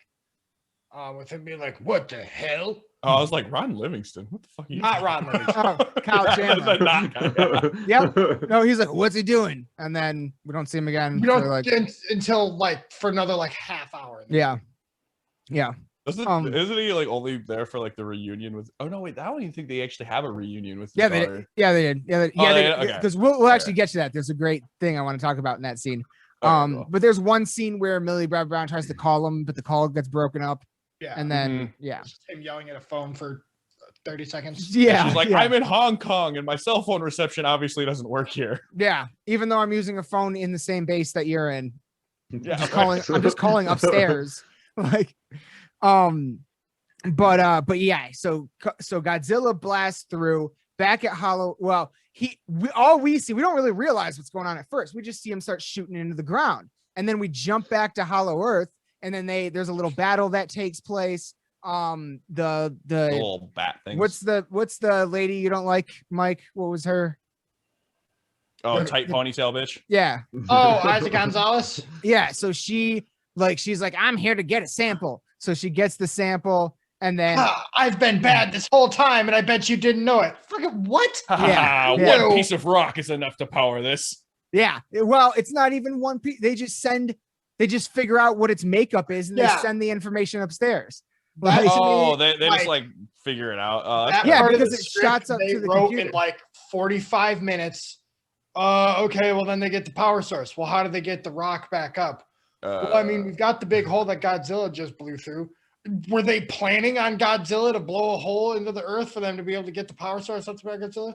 Fine, have him like email it to him or whatever. Yeah. Just get Mechagodzilla turned the fuck on, please. Yeah. They'll have a spider thing that scans the fucking shit and it figures out what kind of energy it's pumping. Yeah, they put more thought into the design of the little spider drilly thing than into actually like how the energy source back to Godzilla. Like, no, never mind. We'll just fucking 3D print it. Yeah, like it was basically that was the solution. It was just like, yeah, no, it's fine. We'll just recreate it. And again, that's just another. Yeah, sure, okay. Yeah, like I got no qualms with it. Nope. Yeah, let's go. Checks out. But then, the battle in the Hollow Earth ensues with the weird bird bat things, and then I think Kong catches the vehicle she's on and crushes it because it shoots at him. And then a few seconds later, the Godzilla's atomic breath comes through and starts destroying the temple, and that's when we realize what Godzilla was doing. And then it's fucking go time. It's round 2. It's let them fight. Fucking Kong climbs up the fucking hole. Godzilla just blasted through, and it is fight time. Dude, it's one of the most satisfying fucking fights in any monster movie fucking ever, too. Yeah, hands down. And it's like this ending sequence is like 2, giant fights in one, and it's like 35 minutes long. Yeah. You know what I'm saying? Huh. It was a big chunk of the movie. I was. The first time, because when they met up to fight again, I was like, okay, this has got to be our climactic battle. I'm probably getting pretty close to the movie getting over. And I went over to the cursor, and I immediately got this feeling of dread. This was like, oh no, like they're going to blow through this fight, and then we're going to have a whole bunch of fucking people talking about it. Nope. holy shit, dude. Like it was the whole thing, the whole end of the movie. Because I remember I remember kind of thinking that about the last Godzilla movie that came out. Because it kind of had the same build up to it, and then like they pretty much just hammered it home, and they had like 3 different battles going on at the same time, and I was like, if they do this going forward, but like twice or better than they did, this is like, I'm sold, and that's exactly what they did. That's exactly what it felt like. About movies like this for years, dude. There's been this fucking plague in Hollywood that I'm unfortunately have to say was started around the time the dark and gritty superhero reboot started, that everything needed to be grounded in real and have like serious implication and emotional impact for the viewer. When, god damn it, I just want to watch King Kong punch Godzilla. Yeah. In the fight, dude, you get Kong from the top rope. Dude. Yeah. Taking down Godzilla. I was like, yeah. Just RKOs out of nowhere into some buildings. There's no way a civil engineer designed that building to hold Kong's weight so that he could jump off it and fucking close on him. But yeah, sure. Okay. Awesome. And it's dope. 6-year-old me was like, yeah. Right? Exactly. Dude, that movie would have came out when I was a kid. Oh my God. Man. This would be the only thing I'd ever talk about. Yeah. Oh my God, dude. That was one of those moments where, like, as I was watching, I was like, yeah, like, get him, yeah, like, kind of that thing. Not really specifically, but, like, it's kind of how it felt watching it. Yeah, exactly. You just get that fucking, like, pumped up feeling where you're did instinctively, during when there was a solid, like, 3 minutes of Godzilla and Kong in Hong Kong, and there's the neon lights of them just duking it out and just going hit for hit. I did the instinctive video game lean forward. Yeah, so did I. Man, this is hitting me on like a visceral level. All right. Yeah. Oh no! Before I started it, I looked back at my roommate. I was like, all right, this is as close as I'm gonna get to seeing Lamb of God for the next year. Let's do this. Yeah. I love the fight moves they also like just implement, because like Godzilla fights way more savagely in this than he did in the other movies. We're gonna get to that. Like, that was kind of what I was saying about this specific scene, was like how many times they were just jumping off buildings and just throwing each other into shit, and just like there was just lights everywhere, and like, you know, I would love nonstop, because they had the Pensacola attack, and then afterwards they're like 8 dead and multiple injured. I want to see the Hong Kong death. The city is got to be level. Like, there can't be any city left. Millions. And then, just in case you weren't sure, when Mechagodzilla shows up, he goes, "Oh, there's a few buildings left." Okay. And then drags Godzilla through the rest of the remaining. Literally drags him on the ground through the rest of the remaining buildings, pretty much. Dude, that shit was so gnarly. You know what?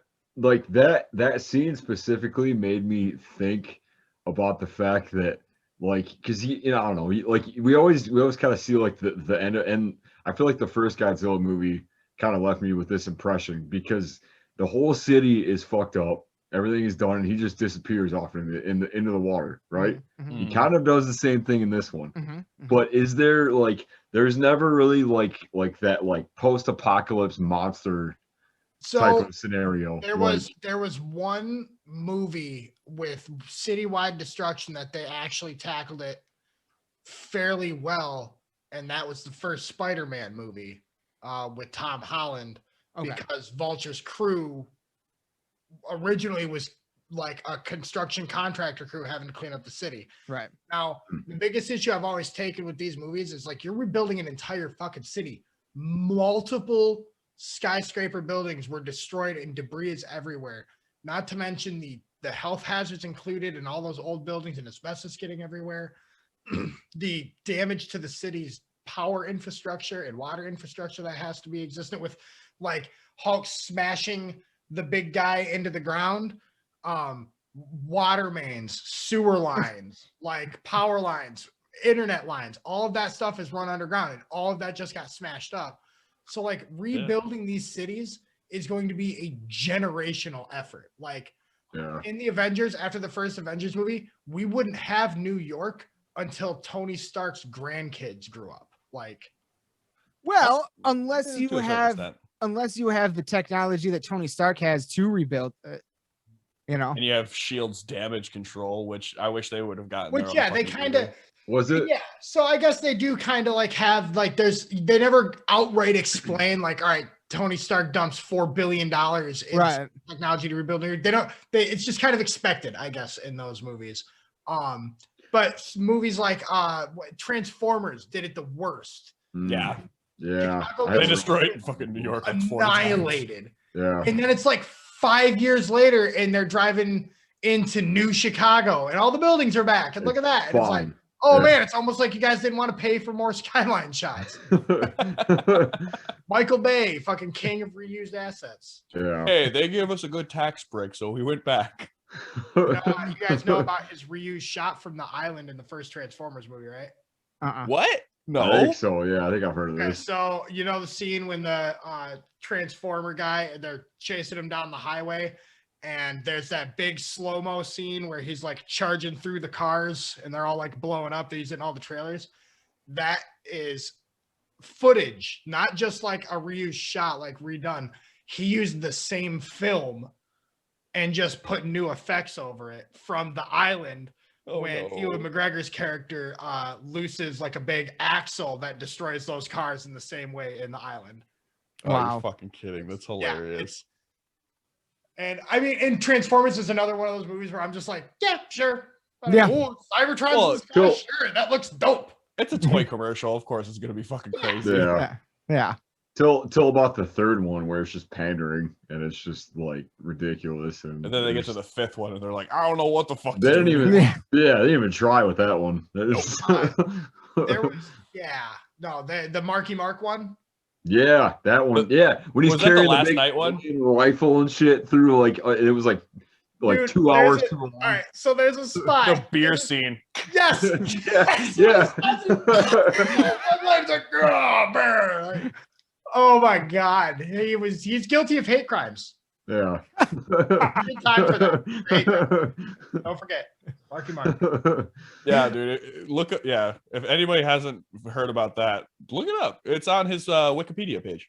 Well, to like even, I mean, fuck. Yeah, I mean, I guess if we're talking about like movies that don't ever call back to like the disaster shit, like was it Age of Ultron?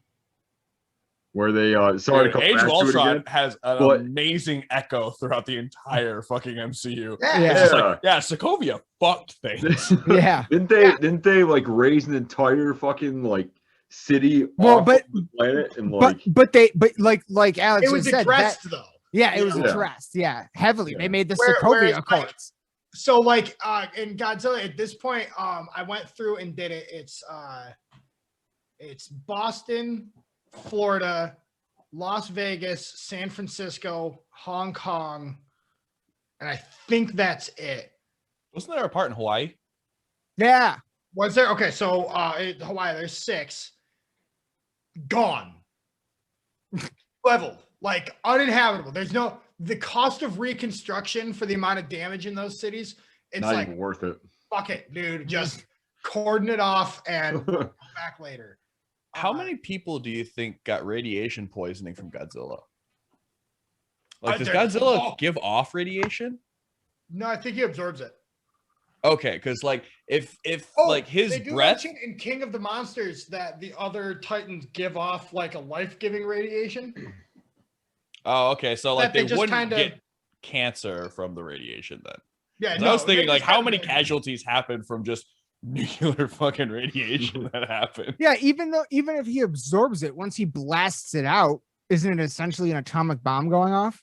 Yeah, like wouldn't it dissipate in a certain way that like would probably spread throughout the air? I would think so. Yeah. You know, but I don't know. Here's the thing: he absorbs radiation and then blasts atomic energy. I don't think he's blasting radiation. Okay. Oh, okay. Fair. That's fair. I can see that. Yeah. I can see that. I think that's it because I mean it does hit Kong's back and catch him on fire and not make him fucking erupt in tumors. True. Dude, erupting tumors. You had to use the line. I had to, dude. Anytime we talk about radiation. Fuck you. I'm digging up those lyrics and I'm fucking trying to figure those out again. Because oh man, that was one of those fucking sets of lyrics where I was like, yeah, dude, I need to use that line at some point. I mean, I'm about it. I don't think I've ever seen these. So oh, they were actually work in progress stuff for the Titan EP when fucking Julian was like, yeah, Alex, just fucking write lyrics for like 12 songs. I was like, I guess I'm writing lyrics a bunch. Oh yeah, I think. Well, yeah. Now that you say it, because I do remember looking through those. I remember that was, I think, like the radiation one. I think it was like Rad X or something. I don't know. Yeah, I don't even remember. I think I said something like Rad or something like that. Yeah. But hey, real quick, I'll be right back. All right. Peace out. But another one of my favorite shots in the Kong Godzilla first, the fight in Hong Kong, first part of it. Round two. Another great reference straight back to the original Godzilla vs. Kong when he shoves his fucking axe down Godzilla's mouth. I was so glad they did I was so happy they did that. I was so happy that because they fixed that dog shit scene from the just getting deep throated by a fucking tree branch. Like, what the fuck? Oh, it's so good. Like, so perfect. And it wasn't even, I can't remember what didn't Kong just walk up to him and do that? He wasn't even blasting him. Yeah. And this one, it was to prevent a blast. Yeah. And the original one, he like literally walks up, rips out a tree and just, because like they're fighting hardcore. So they had to figure out a way to fucking show that they're going all out. Yeah. And, I love like that was one, thing that I thought was awesome is just how like the kind of in the other movies they like held back Godzilla's atomic breath, and in this movie he can just like any second he can charge it, but he can also just apparently, because like when they were fighting, like Kong had his fingers in his mouth and Godzilla blasted, you could see Kong like do this. Like it was I was like, that was sick.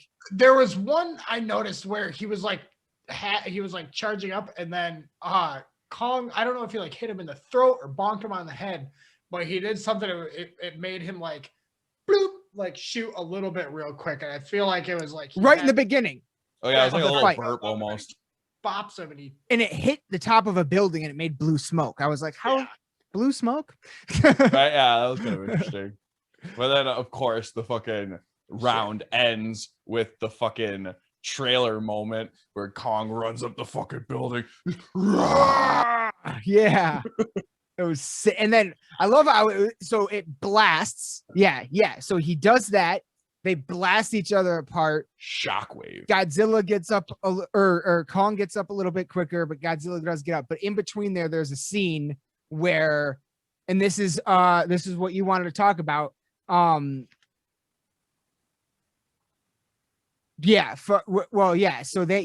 they blast each other apart real quick, and then we jump back to the podcast team getting caught and getting taken to the main like viewing area with the guy from Apex and Mechagodzilla. Mm-hmm. And they got the sample. They're about to turn on Mechagodzilla. And they have they do the monologue thing. They start to. Beautiful. Yeah. It's so beautiful. I loved it because he starts doing the typical villain monologue, and in the background the whole time Mechagodzilla's like, "What, bitch?" Now when the power malfunction happened, was it Ghidorah taking control of Mechagodzilla? Is that what they're saying? No, I think it was basically the life force that like causes the monsters, because like they all have that like connection to the Hollow Earth and stuff. Pretty sure the life force actually brought Mechagodzilla just straight up to life. Because like it fried the fuck out of Serizawa. Like he literally got fucking blown the fuck to hell with that fucking electrical feedback that happened. They don't even go back to that. They just kill them all. Yeah, they show him. He's dead. It's like, oh shit, dude. Okay. But I think it's got to be something to do with Ghidorah though, because it could be like the something. Well, because he kept talking about how like they had a telepathic link, and when he did the whole like mumbo jumbo sciencey talk where he was looking at it, he's like, oh, telepathic link hooked up through the living neural net, blah blah blah blah blah. Right. Like, so like, I think it was implying that it's like Ghidorah is still in there. Like, I don't know. I didn't consider it to be Ghidorah personally, just because like it seemed like Mechagodzilla was kind of figuring himself out too, and like I don't know, especially because like Ghidorah's head didn't exactly have like a brain to it. Like it was all like they pretty much like, renovated the entire skull so that it was just also an alien from outer space. Yeah, true. I don't know how alien physiology works. I don't know how monster physiology works. That's how they get us. Like, oh, as soon as they start saying stuff like, oh, he's called Titanus Kong. Okay, sure. So you didn't know about him till fucking 2 years ago. Now you got a scientific designation. You're talking about the part where like all of a sudden it's like, oh, he's under his own control, or he's under different control or whatever. Well, she said he's thinking for himself. Yeah. So I took that to consider that it was just Mechagodzilla pretty much coming to life. I thought, that's how I took it. I didn't think of it as like. But I was just like, if he's this giant robot just coming to life, why did he immediately just start killing everything? Because he was connected to the life force, and the life force for the monsters is basically just like, fuck it, kill everything, because these things are already destroying the planet. Yeah, but it's not like that for Godzilla. No, because Godzilla is more of like a regulatory system. Well, we don't know if Mechagodzilla would have won against Kong and Godzilla. We don't know that he wouldn't have been like, all right, what next? Humans, I'm completely under. Oh, yeah, that's true. Yeah, he could have just completely fucked off too. He could have just been like, all right, peace, and then just disappeared. Yeah, but yeah, so no, but you didn't finish what you were saying, Mike. So yeah, like Mechagodzilla's. He starts to do the villain monologue. Mechagodzilla's behind him, and then hits him, dude. I snaps him. They did it so cartoony where he's giving his monologue and everyone's backing up, looking all wide-eyed, and he does the oh shit. Yep. I loved it, dude. It was so cartoony. Dude, right? When he said oh shit, I was like, yeah, they legitimately had to do it. Oh shit. Like they couldn't have just been like, ah, like he couldn't have just given like a normal scream or something like that. It had to be him being like, fuck me, dude. Yeah. Like we actually did this. Yeah. And then I can't remember if it was, I feel like it was right after this or before it, where like, so we left Godzilla and Kong after they seismic waved or whatever, and Kong got up right away and then stepped back into the smoke. I half expected it to be like that was the end of Godzilla because he took an axe to the fucking forehead, and I was like, I'm gonna wait a second because like Mechagodzilla's alive and like now Kong's the only one still standing. Right. Now if I'm looking at it and it's like, okay, so Kong clearly knew that wasn't like a KO, so he steps back into the shadows and climbs up on a building to get ready to attack. Because now we see Godzilla wake back up and do something we've never seen him do. Go full sicko mode. On all fours. Go down on all fours like a fucking reptile. Yeah. And fucking start going through the city like that. And fucking then Kong jumps on him from a building out of nowhere. And then they continue to fight on all fours. And this is what you mentioned earlier, Alex. He's so much more ferocious and like animalistic, like when he has Kong in his mouth, dude, the way he like whips him around is the way my fucking lizard fucks up her food. Like that's the way a Komodo dragon attacks. Like it's fucking like so. I feel like I'm watching Animal Planet. Like it was fucking like primal, just constantly biting and scratching and going at him like on all fours too. Never seen him do that before, ever. And I thought that right there, between that and the few other things that we mentioned already, where we've never really seen him do, like wrap Kong up with his tail and shit. I think so this might be my favorite version of Godzilla ever. Like this is everything I've ever always wanted Godzilla to be. You know what I mean? Like the fact that Godzilla goes into the fucking just like shaking back and forth viciously when he bites down, trying to snap bones, obviously. And he ends up fucking dislocating Kong's shoulder and shit, and just wrecking house. Like, absolutely. Like, Kong doesn't even stand a chance for this whole fucking savage attack. Nope. And it's just like no fucking contest. Fucking Godzilla straight up wins, like basically kills literally Kong. Like literally pretty much kills him. Down and out for the count. The little girl comes up and is like, oh shit, I can feel his heart. We have to do something. And like they're like, oh, that heave. The heave has the power to light up ship. Fucking Las Vegas for an entire week. They had to use that sentence specifically. Sure. Like they were like, we can't defibrillate him with normal stuff. We would have to use something that could light up Las Vegas for a week. They literally want to because Jai can hear his heartbeat. We learned that earlier, or feel it, and so they want to literally blow up the fucking ship right on his chest. Literally, and he just snaps awake, and then Jai runs up to him and is like, "Hey, Godzilla's the good guy, and Mechagodzilla's the dick." And Kong's like, "Okay." Dude. And then Kong pulls a fucking goddamn Riggs from Lethal Weapon and slams his fucking shoulder back into place on the wall. Yeah, he fixes his fucked up shoulder. But wait, I jumped ahead though, because right after he gets the paddles, I think Mechagodzilla awakens. Podcast team tries to shut down Mechagodzilla's satellite. Mechagodzilla bursts out of the fucking base and starts fighting Godzilla. That battle commences in all of its glory, and Mechagodzilla starts kicking ass, dude. Mechagodzilla starts fucking up Godzilla. Now, in fairness, Godzilla just had to pretty much kill Kong. He just got done fighting. Now he's got another fight with a whole new fucking thing. So he starts getting his ass kicked. And there's that awesome, Avengers Dragon Ball Z scene where they fucking blast each other's fire breaths. Dude, oh my God. I was so stoked about that. Yeah. Red and blue connect. Yeah. So hype. Yeah. That was awesome. It's like, oh! Yeah. That was a great fucking scene.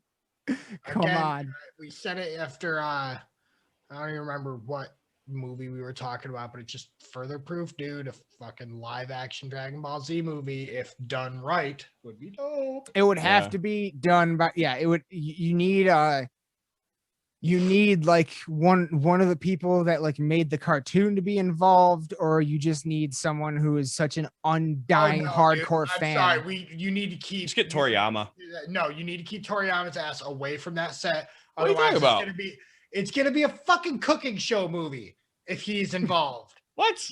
Have you watched Dragon Ball Super? Yeah, have you? Yeah. 20% of that show is food, and I'm not complaining. They're funny, but like we've only got 2.5 hours of this movie, and I kind of want to get through the Saiyan saga without a No. You got to start at Dragon Ball. You got to start at little kid Goku taking down the Red Ribbon Army with I disagree. Bulma. I disagree. Nobody gives a shit. That's Nobody gives a shit. That Nobody was like gives their a shit best art. except nerds, dude.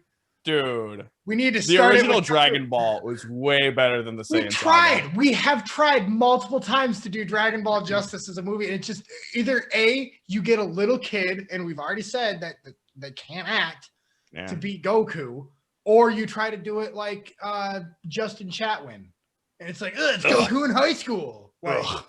Like no one just start it with Goku being some dumb hick saying that lives out in fucking bumfuck whatever and has to fight Vegeta and Nappa. Guy that doesn't know what kissing is, but is married with a child. All I only ask, I don't give a fuck about casting as long as it's done right, and Ron Perlman is Nappa. What? Ron Perlman is Nappa. What? Mm-hmm. Yup. Nah, dude, he doesn't have the build. Nappa's got to be like almost like fucking like 7 feet tall. Yeah, big motherfucker. Okay, they made Elijah Wood 4'2". Yeah.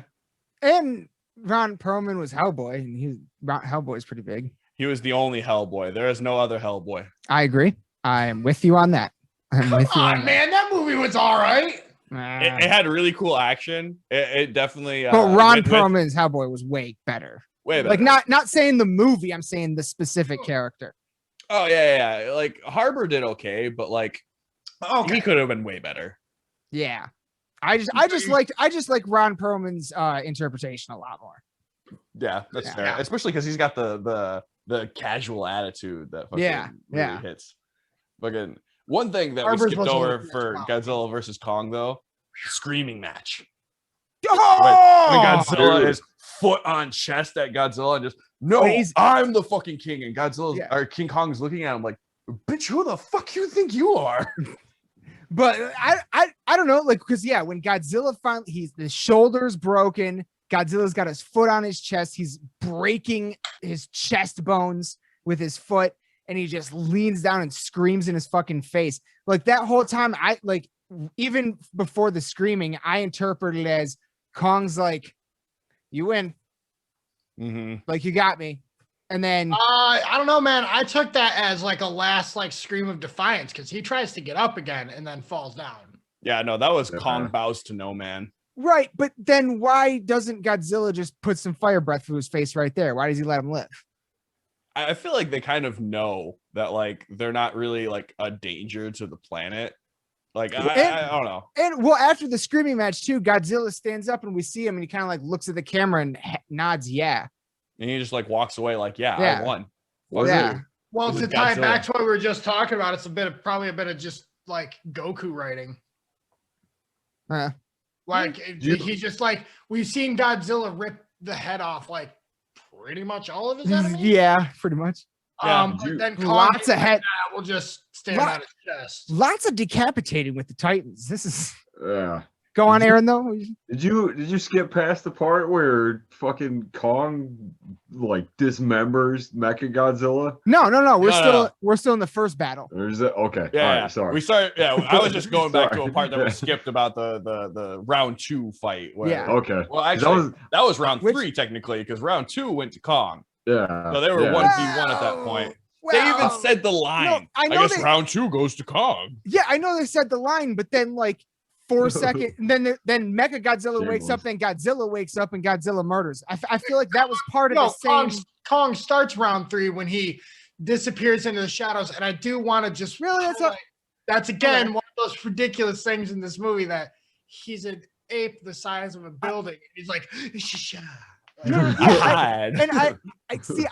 view that as, I view what you're saying as round 2 and 3 as one round, though, I guess, because like he dipped into the if he was gonna win, why not just go murder the knocked out Godzilla? He knew Godzilla wasn't actually that KO'd, so he had to go position himself to surprise attack. Make the movie longer.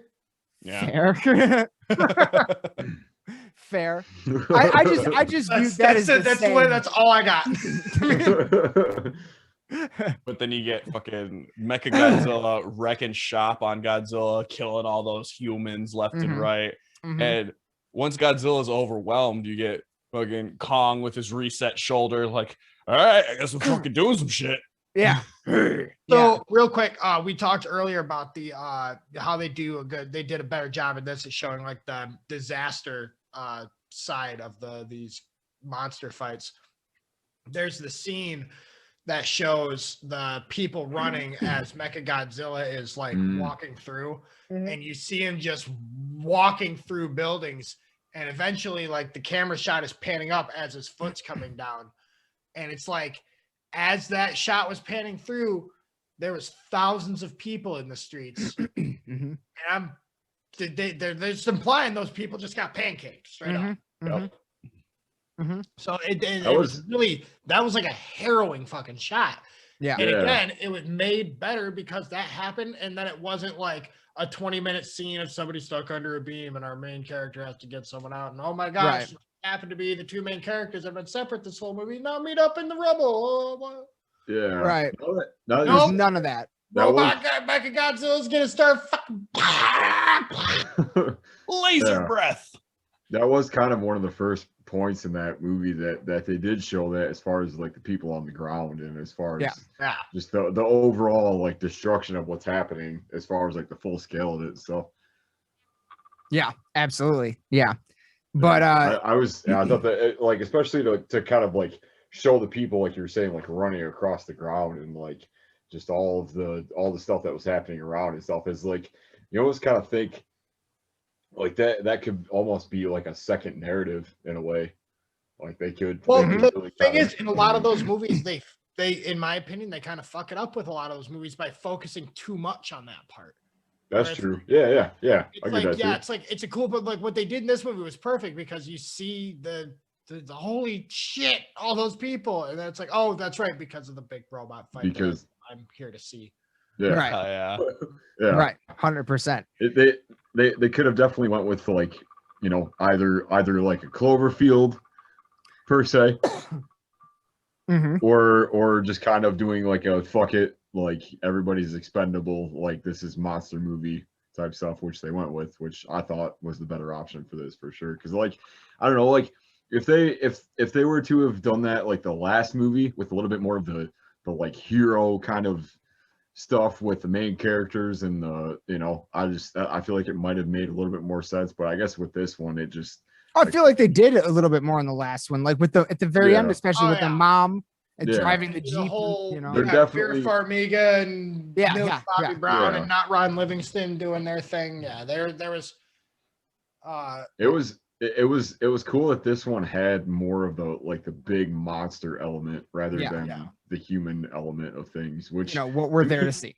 Yeah, exactly. Like to me, that's kind of why I was so excited about this, was just the big giant sequences of just destruction and everything else happening and who was gonna, you know, what was gonna happen with this and what was, you know, Mechagodzilla's in it, but where's he coming up at and stuff. Like it was just, I don't know, it was cool. I'm glad they used him sparingly.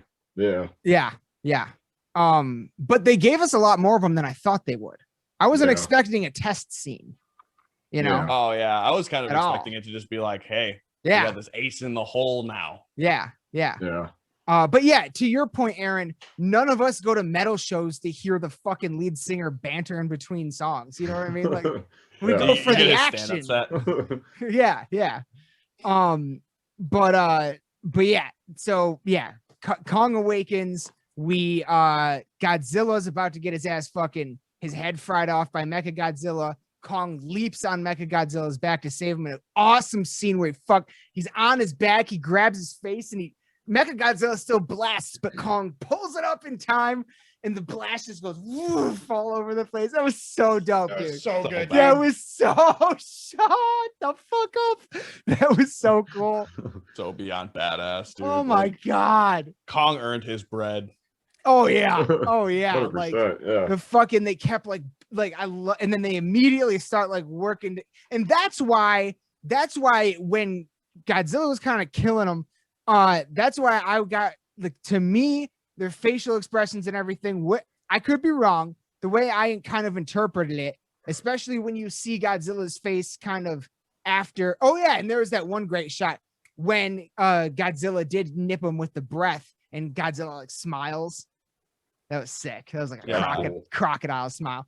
But fucking when Kong saves him, there's a look on Godzilla's face, and that kind of added to it for me, to where in that death scene, he didn't just end him, because it was like I don't know, Kong wasn't like bowing to him, but Godzilla was saying like, back the fuck off, and Kong was saying okay, so Godzilla was like, all right, I won't, if you can survive what I already did, fine, but if not, you're already dead, like kind of a thing. Well, yeah, it was Godzilla won and demanded deference from Kong, in which he showed dropping the axe. Okay.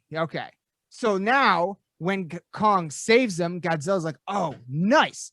And fucking, so yeah, they start fucking like Mechagodzilla goes to swing, one of them grabs his arm, the other one fucking grabs the other arm, dude. And then Godzilla has one arm, and Mechagodzilla shoots like some fucking missiles at him from his shoulder right here. That was so sick, dude. Yeah, like, all the little fucking missiles and everything coming. That was so fucking Iron Man to me. I was like, this is Tony Stark's mecha.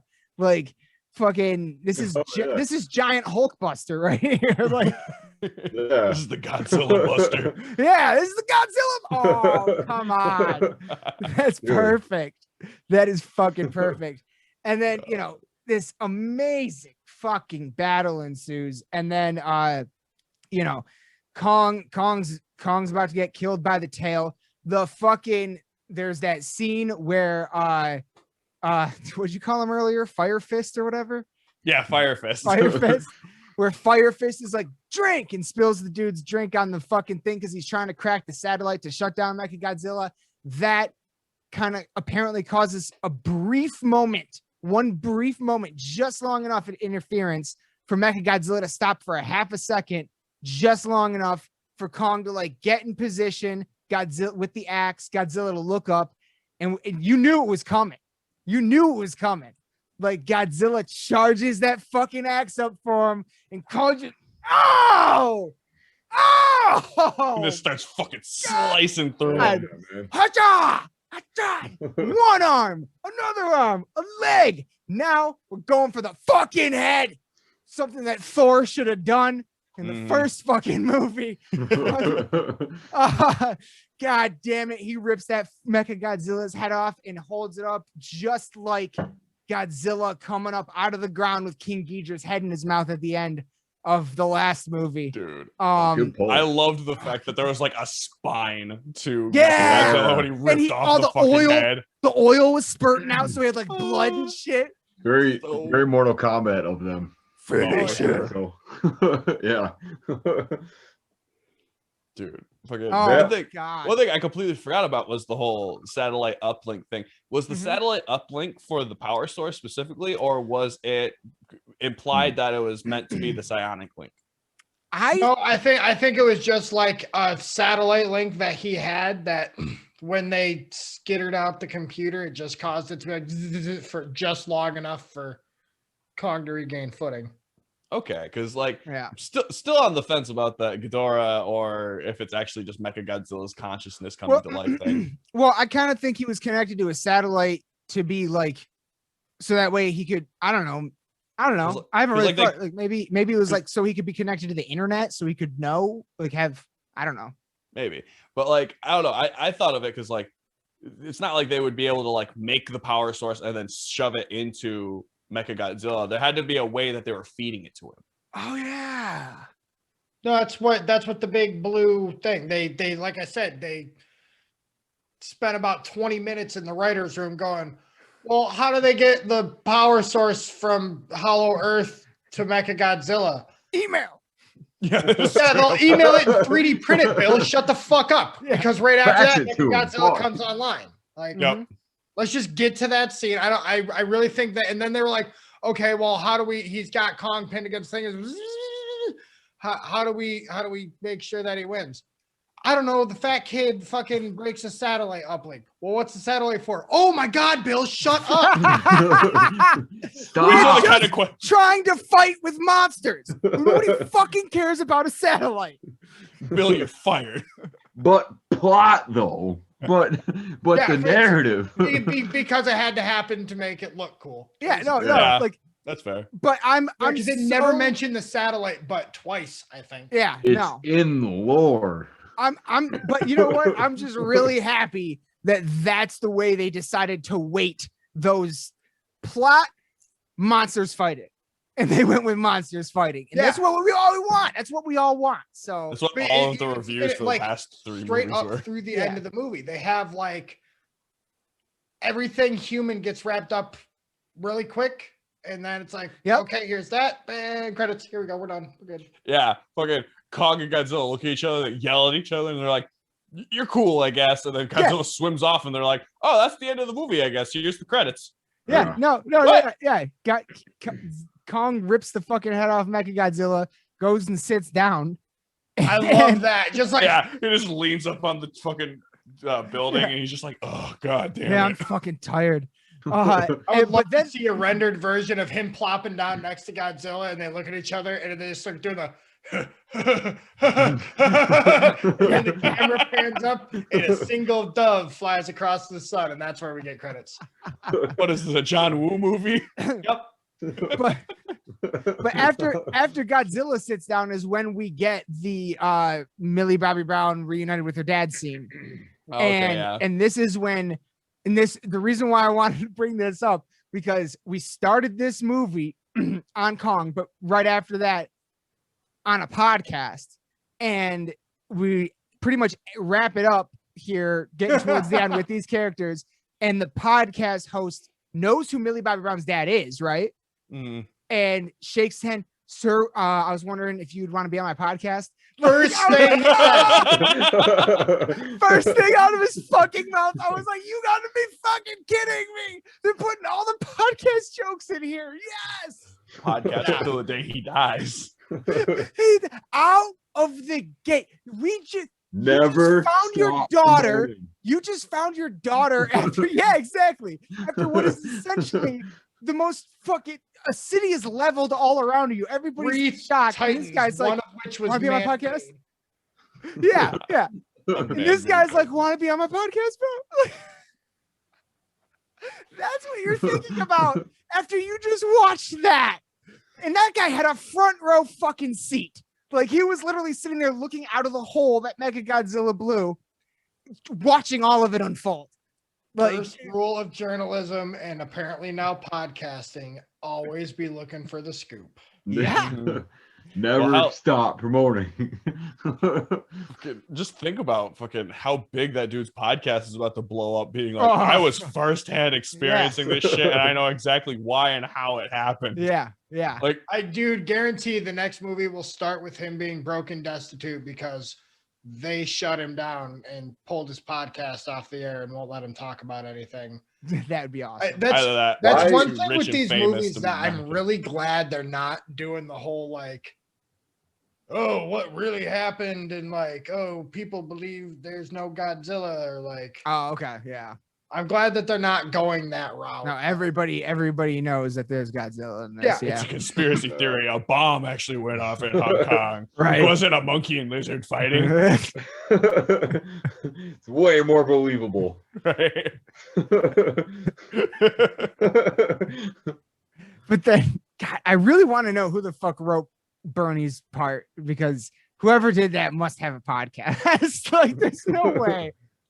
Well, I've been going through the cast or the crew. Okay. Of this, and once we wrap up, I've got a few fun ones.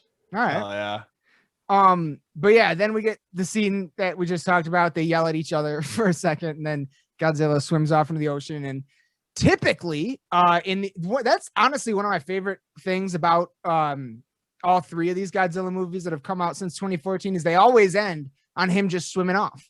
And I like that. I think that's really cool. This one, I have an asshole cat. I'll be right back. Oh, you're good. This one does continue on for a second, but for the record, this final scene was originally shot as the post-credit scene. They just decided to put it at the end instead. Yeah, because they didn't have the post-credit scene. Yeah. The director even said that they had a different post-credit scene that they had like ready to go. But it was something weird where it was like something from the middle of the movie when they were like going to the Middle Earth or something. Yeah, it was really weird. I was like, why would you go backwards in the that's weird, right? Yeah, especially because like it's just a weird place to go. But then he was basically like, yeah, the only reason they did it was because like they're not exactly 100% sure if they're continuing the MonsterVerse. Yeah, they don't know if this is the last one or not, and considering it's about to be the best, it is the best one, it's definitely going to keep going. But and also their contract with Toho is finally up, so like they have to renegotiate the rights to Godzilla altogether. Oh shit. Yeah, I didn't know all that was going on. It'd be so dumb for them not to just go for it, dude. That could be a problem though. If they make another Shin Godzilla, I'm down for it, because Shin Godzilla was amazing. I didn't see that actually. Oh, it's awesome. It's like, what if bureaucracy got in the way of you trying to stop a giant monster? Huh. Okay. Interesting. And you get to see like larval stage Godzilla, and then like he grows bigger and bigger into like the massive Godzilla. Oh, no shit. But that's the one with the big goofy mouth.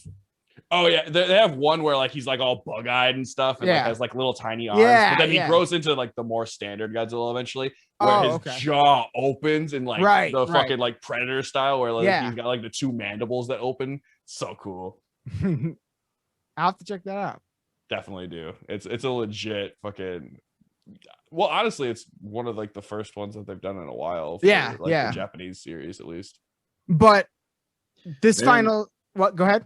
I was just gonna say, like, with this one, I feel like if they were smart about it, because to me, you know, the last couple of Godzilla movies that came out, and even Skull Island, really, and even the last Kong movie, really kind of came out at a time when, you know, the superhero thing was big, and I feel like, you know, I think because King of Monsters was out between Endgame and Infinity War. I could be wrong about that. Yeah, I feel like it was. Oh wait, no, I do. It was 2 years ago. Somewhere, yeah. So 19? Yeah. Or was it just after Endgame? I don't remember. It was the same. Because Godzilla King of the Monsters came out, and I was really happy it came out when it did, because I was about to have to take an airplane for the first time in a very long time, and I was super nervous. I was like, well, if I die on the airplane, at least I get to see Godzilla first. I do remember that. Yeah. Yeah, that's when I was going to Scotland. That was 2 years ago. Yeah. Oh, nice. So I think it must have been just after, maybe 3. So it was 18 or 19. Yeah, it must have been just after Endgame. So I think it was 18. I think it was 18. Infinity War would have been, right? Yeah, one of the two. Yeah, I'm not sure. It was definitely. It was definitely close to one of those. Yeah, for sure. So, like, to me, when I think of the next logical, like, I mean, I don't think that these kind of movies will be anywhere near just based off of like source material and based off of like what they are just as a whole. I don't feel like they'll be as gigantic as the Avengers movies, and of course, you know, but at the same time, like, to have something like this that is so completely different from what's happening from the superhero movies, from the action movies, and just give us like, and I remember specifically saying, like, all I want out of this when I go into it is just a big, gigantic monster movie. And that's exactly what happened. That's exactly what they, you know, it's exactly what I got. And like, you know, I would watch so many more of these just because I'm so impressed and I'm so excited with what they're able to do now with everything, and with the way that just like filmmaking has been, and just with how they're able to write these stories and just have like bring these gigantic like beast characters to life and give them this big platform to, you know, like to tell these kind of different stories and stuff. Like, I think if they were, I mean, I like, and that's the other thing too, is like, I don't know if, you know, if these would have even at least a little bit of potential to be as big as the Marvel or as like the superhero movies, but I feel like there's definitely you know, because it's not like it's a new thing. Oh no, Godzilla was doing this way before Marvel was. Yeah, and it was cool because I like, honestly, I watched a little bit of the original Kong movie before, like the old school like black and white style Godzilla vs Kong. Yeah, and it was fucking goofy. Like, it was so weird to watch that, and then, like a few weeks later this came out, and then just watching this and just being like kind of blown away by how good it is, how like exactly, you know, like growing up, that one was always my favorite because I loved Godzilla and Kong, so the one that brought them together, but it was so fucking goofy. So for them to adapt it in this way and give it Avengers level treatment, like, oh my god, dude, this is like, fucking my childhood. This is everything. Dude. Like, this is. If you want to go down a trip, what are you saying? Sorry. Well, I was just gonna say, like, full scale monster movies are getting so good. Yeah, I just want to see more of them, and I hope that this is like the next thing. So that's really it. I don't know. We're good. I was just about to say, if you want a treat, go into the history of how Kong versus Godzilla, the original one, got made, because the guy that like made the original King Kong was like super disappointed in the idea. He was like, nah, really? Man. Yeah, because he didn't want a man in a suit to be King Kong. He was like, no, we've always done it claymation, and like we should keep it traditional like that. And they were like, well, Toho does it differently, man. Like they want a man in a suit so that they can fight legitimately. That's a perfect bridge. And now all of us are childhood Godzilla fans, so of course we all do appreciate the man in the suit aspects. And I feel like all of us here are probably also Jurassic Park fans, and those 90s animatronic movies. We all appreciate the realism that we got from that, as opposed to the CGI. But one thing I will say, is that there was a scene when after Godzilla almost kills Kong, like we talked about earlier, and he's got his shoulder all fucked up, and he tries to stand up for a minute and then falls back down. Watch that scene again. Go back and watch that scene again. The CGI in that scene, the way everything is scaled and the way everything is shadowed and looks, the background at least looks more like guy in the suit. Like they were able, in some scenes, in my opinion, they were kind of able to capture that sort of aesthetic a little bit. Like go back and watch that scene, and when he tries to stand up, like you like look at the background. It looks like something CGI, but in a physical like model mini world on a set. You know what I mean? As opposed to all CGI. I wonder if they did any like mocapping.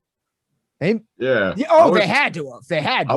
I was wondering that too, because a lot of like the big like punching shots and a lot of the like, you know what I mean, like where it looks like there's like duking it out, like slugging it out. Basically, it kind of looks like they had two people.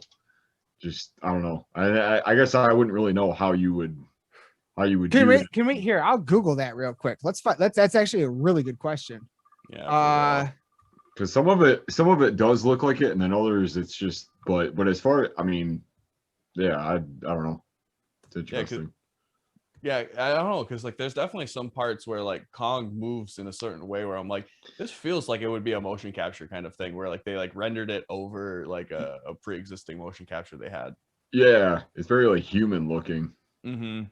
They gave Kong so much human attributes in this entire movie, though, which I really appreciated for some reason. Like, well, it made him that's why he was in more of the movie, and that's why they gave him the emotional baggage. That's why they waited, because they were able to make him emote more and be more human.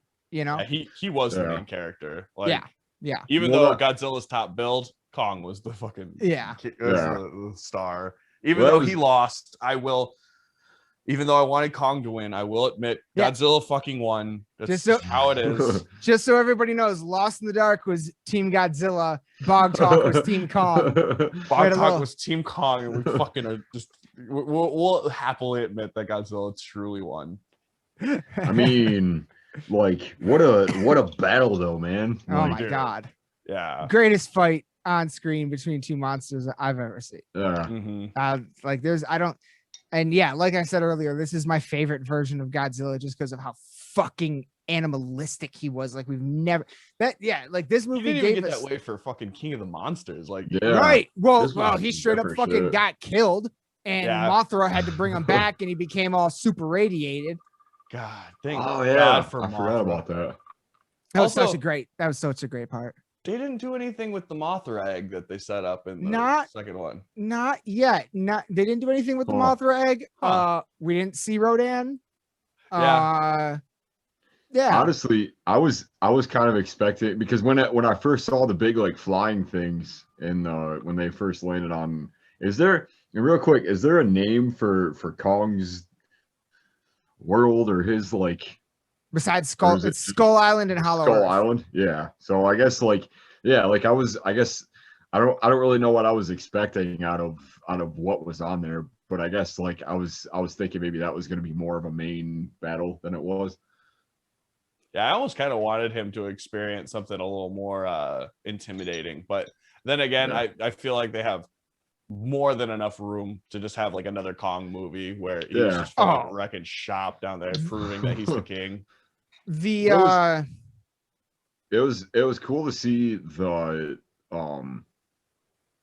because I feel like, you know, they went as far as like exploring Skull Island and doing that whole thing with the last movie, and then I guess maybe I was kind of thinking like, you know, because I knew Mechagodzilla was gonna. I mean, I don't know. I guess like we knew from the jump that he was gonna be in it.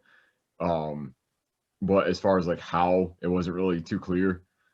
So I guess I was kind of wondering if they were gonna do like multiple things, or like multiple different like enemy, or I don't know. Well, like, they did. Like bigger. When Kong was traveling to the Kong palace thing, he like stepped over something and a whole bunch of little crabs woke up, and then something came and ate one of the crabs. That was a monster from originally Monster Island in the Godzilla universe. I can't remember its name, but that is from there. So we did see one of Godzilla's old monsters. Yeah. But I was down there. I guess I was kind of more curious going into this, like what they were gonna try to implement as far as extra added. Yeah, I was too. Bigger, I thought, like, because I knew we knew they were gonna go to the Hollow Earth. I was like, we know there's all kinds of shit on Skull Island, and I'm still waiting for fucking like Gigan to show up, or fucking Anguirus, or fucking there's a ton of monsters from Monster. That's what the fucking I read an article earlier that the director said that, like, if he gets to keep making these movies, he'd like to do a fucking, I don't know why there's no way you can do this as the next one, but he said he wanted to do Mecha King Kong. I was like, that's kind of dumb, but really? Yeah. Let's do Destroy All Monsters. Like, that's what I was literally just about to say. They should just do Destroy All Monsters. Like, yeah, give me all the monsters. And give me that fucking video game tie-in again, because god damn it, that game for the Xbox was amazing. Yeah, it was. Oh, dude, that game was dope. It was the only good Godzilla game fucking ever. Next to the original Rampage that came out. I don't know if you guys remember that. Nope. Yeah, I felt like a lot of the battle scenes in Hong Kong kind of felt like Rampage, where like you get like Ralph fucking jumping off the top rope kind of shit. Yeah, that was what I was thinking too. Like video gamey. I didn't find any motion capture actors. They had a motion capture department, but I didn't find any actors. So I don't know. That's interesting. Yeah, because I feel like one thing, they have a lot of LIDAR artists, which is the depth cameras. So it looks like when you were saying like the CGI with the physical background, there's a lot of VFX artists. I think that a lot of the shots of the buildings and stuff was real like mini sets, and that's what that sense of realism was coming from, because that's what a lot of like this effects artist stuff looks like. They better fucking come out with a 2-disc Blu-ray on this and have all the behind the scenes shit. Yeah, I definitely need behind the scenes and stuff. Yeah. That was it's gotta be one of those things where like the actors were on set for like 2 weeks. Right? You could have easily done all their parts in that time. Yeah, there wasn't enough that like would really require like more than like a month or two worth of like actual shooting, really. Yeah. If the human people shooting had to go into 2 months, I would be legitimately surprised. Well, unless you include, because I know there were a lot of reshoots for this, so include that, I wonder if they had to put more jokes in or something. They were just like, I don't know, these people just aren't fucking entertaining enough. There was a lot of reshoots, and then it got delayed, and then the pandemic happened, and then so during that time they were able to continue working on it. Oh yeah, well. That's right. Because didn't this get delayed a little bit? Oh, dude, this was supposed to be out 1 year ago. That's what I thought. Like last year, like May or something. Oh yeah, I remember, because everybody being like, movies are shut down. And well, no. And then before the pandemic, okay, so it was supposed to be out in like March or May, and then before the pandemic even happened, it got delayed to November, and then the pandemic happened, and then they announced that it would come out now. Okay. Yeah. Man. So that was crazy, kind of. But I think it was worth it. I mean, I think it turned out. I think I do remember it being May, and then Marvel pushed Black Widow to May. That it was like that. Yeah. December. They didn't want to compete. Yeah. And now fucking goddamn Black Widow's not coming out for another goddamn like 4 months. Yeah. That movie better have some fucking mind-blowing revelations about Phase 4, because I just don't fucking care at this point. Did you see the trailer for it today? The new trailer looked dope. Oh my god, that new trailer legitimately, I actually haven't seen it yet. Right, beyond excited because of how awesome Taskmaster seems in it. Again, how emotionally staked it seems, and like obviously it's setting up a bunch of stuff with like Thunderbolt Ross. It's gonna be setting up a bunch of stuff with Taskmaster. It's gonna be setting up a bunch of stuff with the Black Widow. Fucking whatever that syndicate is doing currently, like a bunch of shit's gonna go down. They show like the place, that weird place with the Infinity Stone where she died. They show her sitting there in the fucking Loki trailer, so we're gonna see her in Loki. Really? Yeah. They just it's her back. It's like they're just zooming in on her back. She's just sitting on a rock in that weird world. But yeah, she's so in like the Loki fucking, like witnesses her death or something. Or something. Who knows? But yeah, she'll be in Loki at some point. Watch, they bring her back through Loki. Yeah, that's what I'm thinking. That's what I'm thinking happens. Honestly, that's any reason to get more Scarlett Johansson in the MCU. I'm perfectly fine. Fuck yeah. I love Black Widow. I don't care anymore. She's the shit. I just don't bring back Tony Stark. She wants to keep going. I'm pretty sure all those OG actors are like. Mark Ruffalo's like, I gotta do a little bit of mocap and voice work, but whatever. But yeah, he's just gonna be in She-Hulk. I think he's pitching ideas to Feige for Hulk standalone because they got the rights from Universal back again. Did they? Yeah. Okay, I didn't know that, and that's what I was gonna say. That could be the hard part about doing Destroy All Monsters is, are they gonna have the rights to all the monsters? Because I don't think they do right now. I think they just have the rights to Godzilla and like Rodan, Mothra, and the ones we've seen. You know. Yeah, I know they can't do. Oh God, who's the turtle? And I thought that or Gamera. Yeah, they can't do Gamera because Gamera is a whole other company that owns. Yeah, that that's not. I don't think. Yeah, that's not Toho, but that would be cool if they did. Dude, I'd be so stoked for Gamera. I was a little disappointed he wasn't in King of the Monsters, but like they also showed like the Muto coming back. Like there's fucking Muto that are still alive somehow. They had fucking Rodan, which was a fucking treat. They had that like woolly mammoth. Yeah, like the weird. Very unaware. I have no idea what the hell that was supposed to be, but like it was really cool looking. And then they had the skull crawler thing. They had like the big alpha skull crawler thing.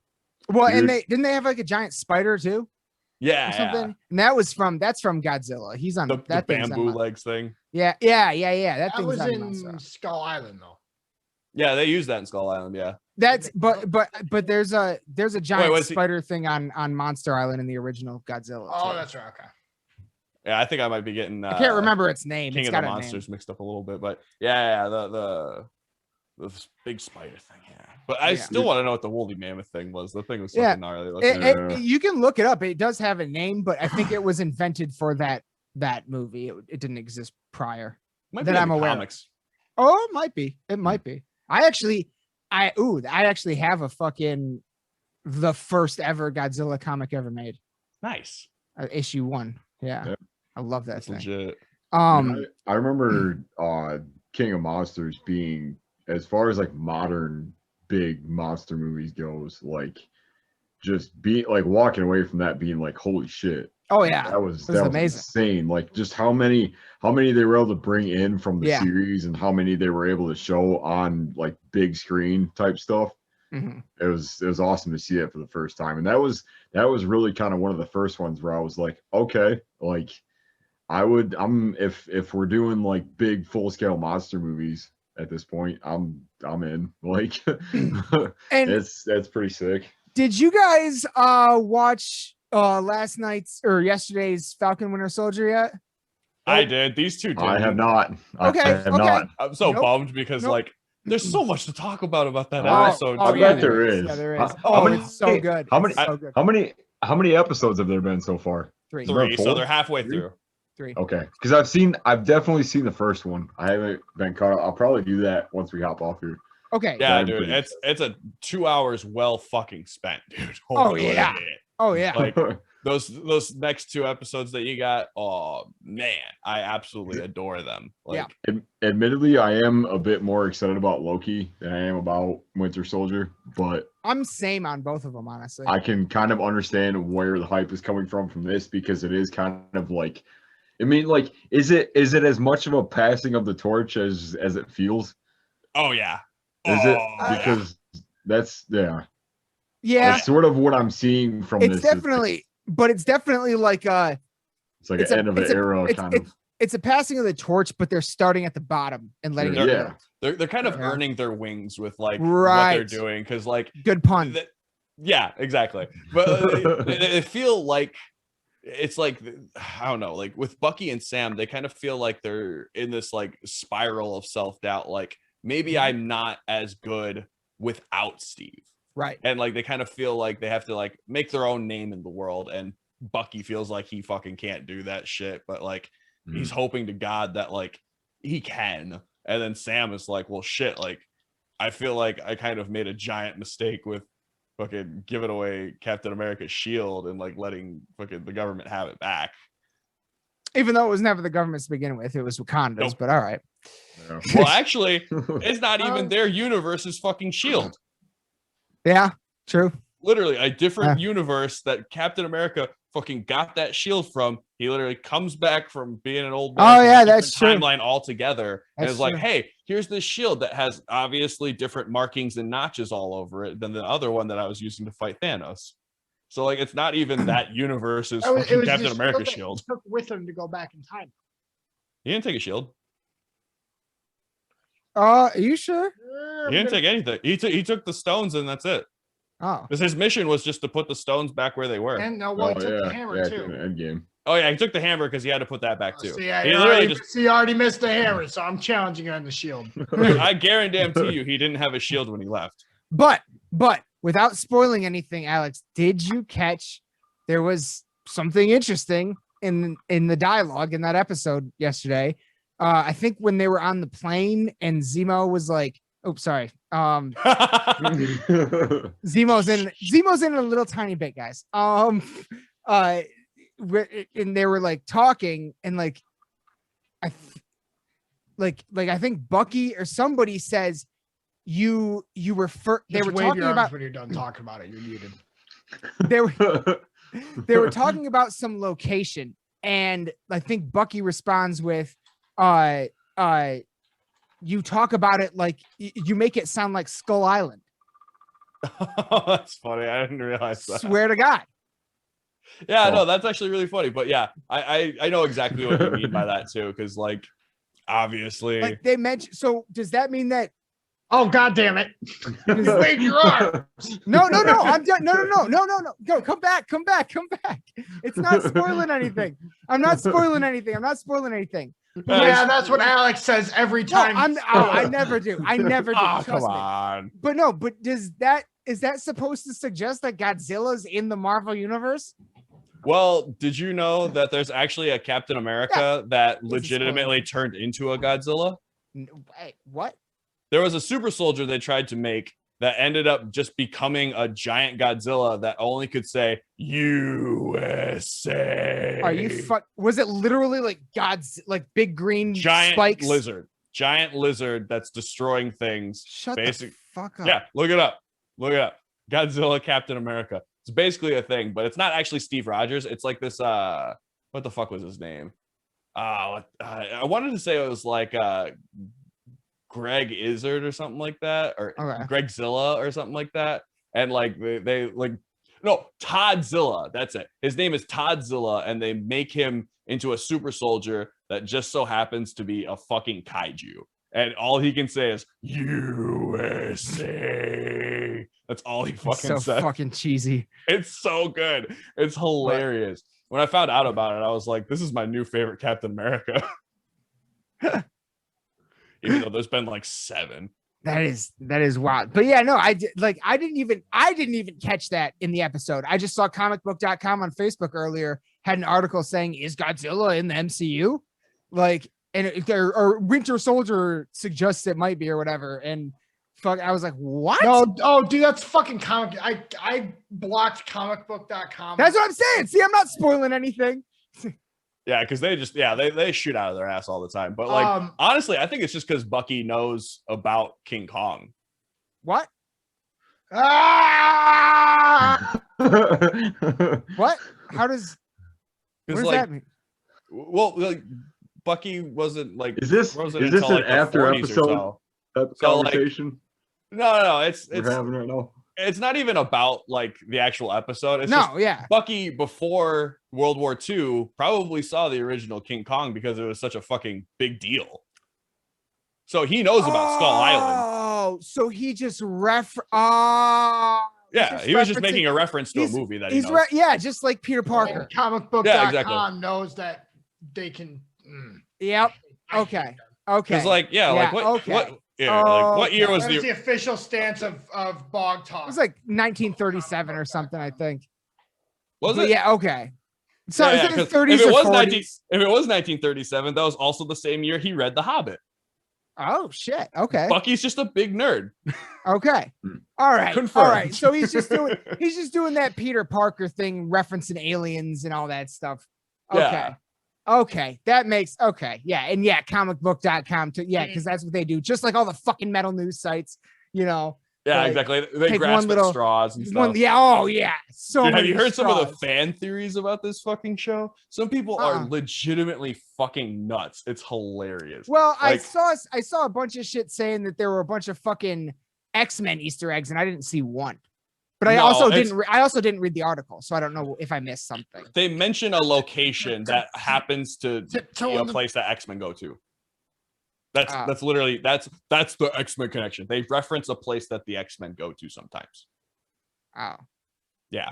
Okay. Well, I don't. Whatever. Also, one person is technically named after an X-Men character, but like not actually that X-Men character. I don't know. It's stupid. Yeah. We should probably stop talking about this before Mike's head explodes. We're not talking about the episode, but all right. But I know. I just wanted to mention it because it had a Godzilla connection, but it was some comicbook.com bullshit. Yeah. No, they do that kind of shit all the time. It's super funny. They have like the clickbaity stuff, like, did they just confirm the X-Men? And it's like, all that stuff. The name of a place, and it's like that means literally fucking nothing. Dude, I'm sorry. Every fucking comicbook.com site or article I ever read at some point says, according to Reddit user R says, I'm like, yep, okay, you've immediately lost all fucking credibility. Well, the only ones that are in any way credible are the ones they take from Fat Man Beyond, and I've already watched the episode, so I already know what they're talking about. And I know it in the actual context in which it was spoken, and sometimes they like to take things out of context. Yeah, they'll take the one sentence that sounds really like just like skewed in some way where it's just like, oh shit, maybe. Did you see the one, Alex, a week or two ago where the guy like the visual, what was he, like the visual effects artist or something on WandaVision? He like created the Wanda costume design or something. Yeah, dude, that was absolutely fascinating. Remember that was absolutely fascinating because he was like, no, the costume you just saw in WandaVision, that was done 3 years ago. So they're 3 fucking years ahead of us right now. He's designing shit we're not going to see for another 3 or 4 fucking years right now. Like they're far ahead of us. Like that's insane. That's insane. That blows my fucking mind, honestly. I mean, so that means none of this is. It's all fucking way pre-planned, you know? Don't they already have the next couple of things planned out for the MCU that are coming out? Like far. I mean, we got next like 5 years. Yeah. But every time you look at one of those, like look back at those ones that are a few years old and they always turn out a little bit different. Not even before the pandemic, you know? Yeah, they'll have like the groundwork ready and like major like design ideas ready, but then like plot things will change here and there, and like it's always like a ever changing. They kept to their release schedule pretty tight up through Infinity War. Like true. Yeah, but I think there's only a couple of shorts. But that was at the tail end of phase 3. Like I'm talking like even a little bit pre that, like they would, you know, like they would announce, you know, a lot of the times the stuff would just get a little delayed or whatever. I mean, movies would get delayed, but they always came out in the release order that they very true. Very true. Now it's just and then at the end, like they had all these huge projects announced, and it's like if you look at the first investors call timeline that they produced for phase 4. It like we're talking like 4th quarter 2019, so like COVID was rumor on 4chan at this point. Those show like Falcon and Winter Soldier, followed by Loki, Shang-Chi, then WandaVision, then Doctor Strange. And the timelines got fucked up because it was like, well, now we have to kind of rearrange everything real quick so that we can get this, year-long release schedule going. Right. And then they had major reshoots. Right. And then, massive reshoots had to happen because they're like, well, okay, Shang-Chi hasn't even started filming, and we're halfway through filming Thor. So that's going to end up being done first. So we're going to need to change a couple references in Thor. And that's the thing with MCU is they do a good job in all their movies standing alone enough with just like sprinkled references throughout. Yes. As long as they take place in between Avengers movies, they can be somewhat interchangeable. Well, Captain like America's movies WandaVision never were. Yeah. Captain America's movies have to happen in the order they happen in, though. Right. And that's what my roommate that I was watching the new episode of Falcon with last night, he's like, you could have not watched any other MCU and this would still be good, but the fact that we have watched all the rest of it makes it even better. Exactly. Yeah. Which is kind of interesting because, like, I know Falcon and the Winter Soldier got hit with reshoots pretty hard because they were supposed to be the first Disney Plus show. Yes. And then it was supposed to be before WandaVision. Yes. Yeah, and then WandaVision had enough of it already done that they could do. I think they did like a couple of weeks of reshoots for the final few episodes while they were actually starting to air the first few because they just had like some finishing touches to do basically. Yeah, the final scene with her in the book. Yeah, they had to do that shoot. That was all done. Like they were doing that while the first few episodes were airing. Yeah. Oh wow, I didn't know that. That's interesting. I just there was I don't know what it is because they of course aren't going to ever say until Doctor Strange comes out. But the final episode was supposed to be like a direct coming up next is Doctor Strange 2. That's what I was under the impression of, and then there was nothing, and I was kind of disappointed. That post-credit scene kind of does set up Doctor Strange because, like, we know for a fact that she's going to play a major role in that movie, and she's messing with chaos magics that are and fucking they tied it in just enough powerful. by having her saying your power outdoes the Sorcerer Supreme. Well, that was the only reference, And the fact that she can fucking study in the astral plane while her body is just on autopilot, making tea, hanging out, just nice. And like, that she's was literally just fucking sitting there, just learning. And that was a big flex on Strange because the end of the first Strange movie is him sleeping and astral projecting, reading a book. Yeah, because he can't control his body while he's astral projecting, but she can. Yeah. Yeah. Oh shit! I didn't even think about that. I see when I saw it for the first time, I was like, "Oh, that looks like Thanos at the end of Infinity War." Just like going into his cabin in the middle of nowhere, you know what I mean? Like, so it's kind of got that like that big villain. So, are you familiar with the term reference? I think it's like ring storytelling. It's kind of like what how it's like poetry. It rhymes. It's like poetry. It rhymes. Kind of, yeah. So like instead of like an ABAB, the way I see that Thanos connection working being like ABBA, where it's like Thanos going nuts and then ending up at the farm. She's gonna be at the farm and go nuts from there. Like, yes, because she's clearly because with the audio that we heard, she's clearly like trying to figure out how to get her kids back. Yeah, because she even said to them when they were about to fucking go away, "Thank you for choosing me to be your mother." Yeah. And like, that's some fucking shit, dude. She said that for a fucking reason. Yeah. Yeah. And we don't know what that reason is yet. Because it's Chthon or Mephisto. Go to the It's Corpse Grinder. Yeah. Oh, dude, that'd be fucking sick if it was Corpse Grinder. Fucking out of nowhere. He's just like, yeah, hammer smash face. Let's go. Did you see the 4D chess prank? What's his name? Ash actor. Bruce Campbell? Bruce Campbell. Did you see his Instagram post on how he was like, I just got done shooting a movie with a specific actor in a specific city in New York. And like they're like, oh really? Did you see the script page? Yes. No, Yeah, someone. Oh, dude, it was like a fake script page that's like Doctor Strange steps through the mist, and a grizzled old man steps out of a cabin with 2 fist holes through the door. He notices there's a chainsaw where the man's right arm should be.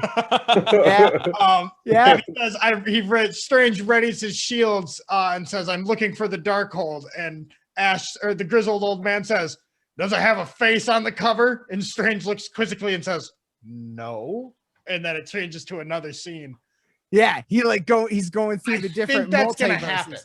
They kind of did it in Guardians already when they were popping through shit. So I don't know, man. How sick would that be? I don't want Bruce Campbell to take Ash out of retirement just for a bit. He's not out of retirement. What are you talking about retirement? He just had a show. Yeah, and he said that fucking show was the death of Ash. He was like, "I am never playing this character again." They even asked him if he would do another season, and he was like, "No, the video game is going to be the best thing that you're going to get out of it." 2 days on set with his buddy to dress up like the character to make him Marvel canon. They could also just make him the fucking alternate version of Mysterio he was supposed to be for Spider-Man 4. Ooh, that'd be cool. That'd be really funny, because he would be the failed actor version instead. I did see Oh, wait, no, hold on. That might have been this. Never mind. Sorry. But no, I think, come on. A movie that we all love that started as a fucking college film right here in Michigan, and it ends up making it into the Marvel canon. I'm all for that. I am all for that. You gotta think about the licensing for like Ash and Evil Dead stuff in general. Sam Raimi's company. Yeah, he doesn't fucking own that shit. No, he doesn't. Sam Raimi totally owns. No, I think he owns it. He doesn't own Army of Darkness. You can't reference a lot of like the stuff that happened in the first Evil Dead. They had to remake Evil Dead 2 because they didn't have the rights to that movie. I always wondered why those two were so different. Yeah, because the first one like was just like that was the movie. Then they made the second one where they had to do the first one all over again just so you knew what was going on because they didn't have the rights to that movie anymore. And then with Army of Darkness, they further fucked up the plot. They went to a different fucking wheelhouse for that. Yeah. It's a whole fucking slew of things. That's why Ash vs. the Evil Dead couldn't reference like a lot of the shit that actually happened in the Evil Dead stuff. Like they kind of like implied a lot of the stuff, but like it was really good though. They did a really good job up until the final season when the fucking showrunner decided that they weren't listening to him enough and they were just like, we're gonna go in our own direction. Yeah. I mean, the final season was great, but like it would have been way better with the original ideas they had. Fair enough. Did we even hang on? I don't even know if we. So Godzilla vs. Kong. Oh yeah, that's what this is about. Right. We didn't talk about. I don't think we talked. The final scene was supposed to be a post-credit scene. It wasn't. We talked about that, but it's just basically Monarch having a new base in the Hollow Earth, observing Kong. Basically, as far as we can tell, living happily ever after at the moment. Mm-hmm. Him and his friend.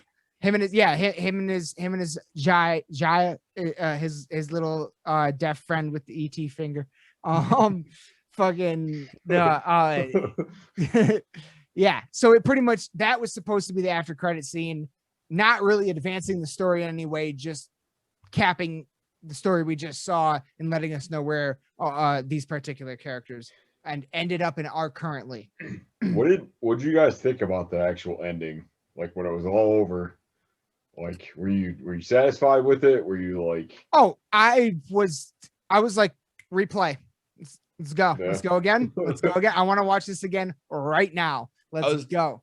Definitely satisfied enough with the ending, just because like it gave you all the answers that you really needed. But like an epilogue wouldn't have hurt, but like it also wouldn't have exactly done a whole lot for it either. It would have had to do with the human stuff again. Like who gives a fuck what Millie Bobby Brown did? Who gives like they spent the whole movie kind of blowing off the human aspects. Mm-hmm. An epilogue would have just I like the ending. I think it was great. Kong goes and is chilling around. Godzilla slinked away into the ocean, and that was.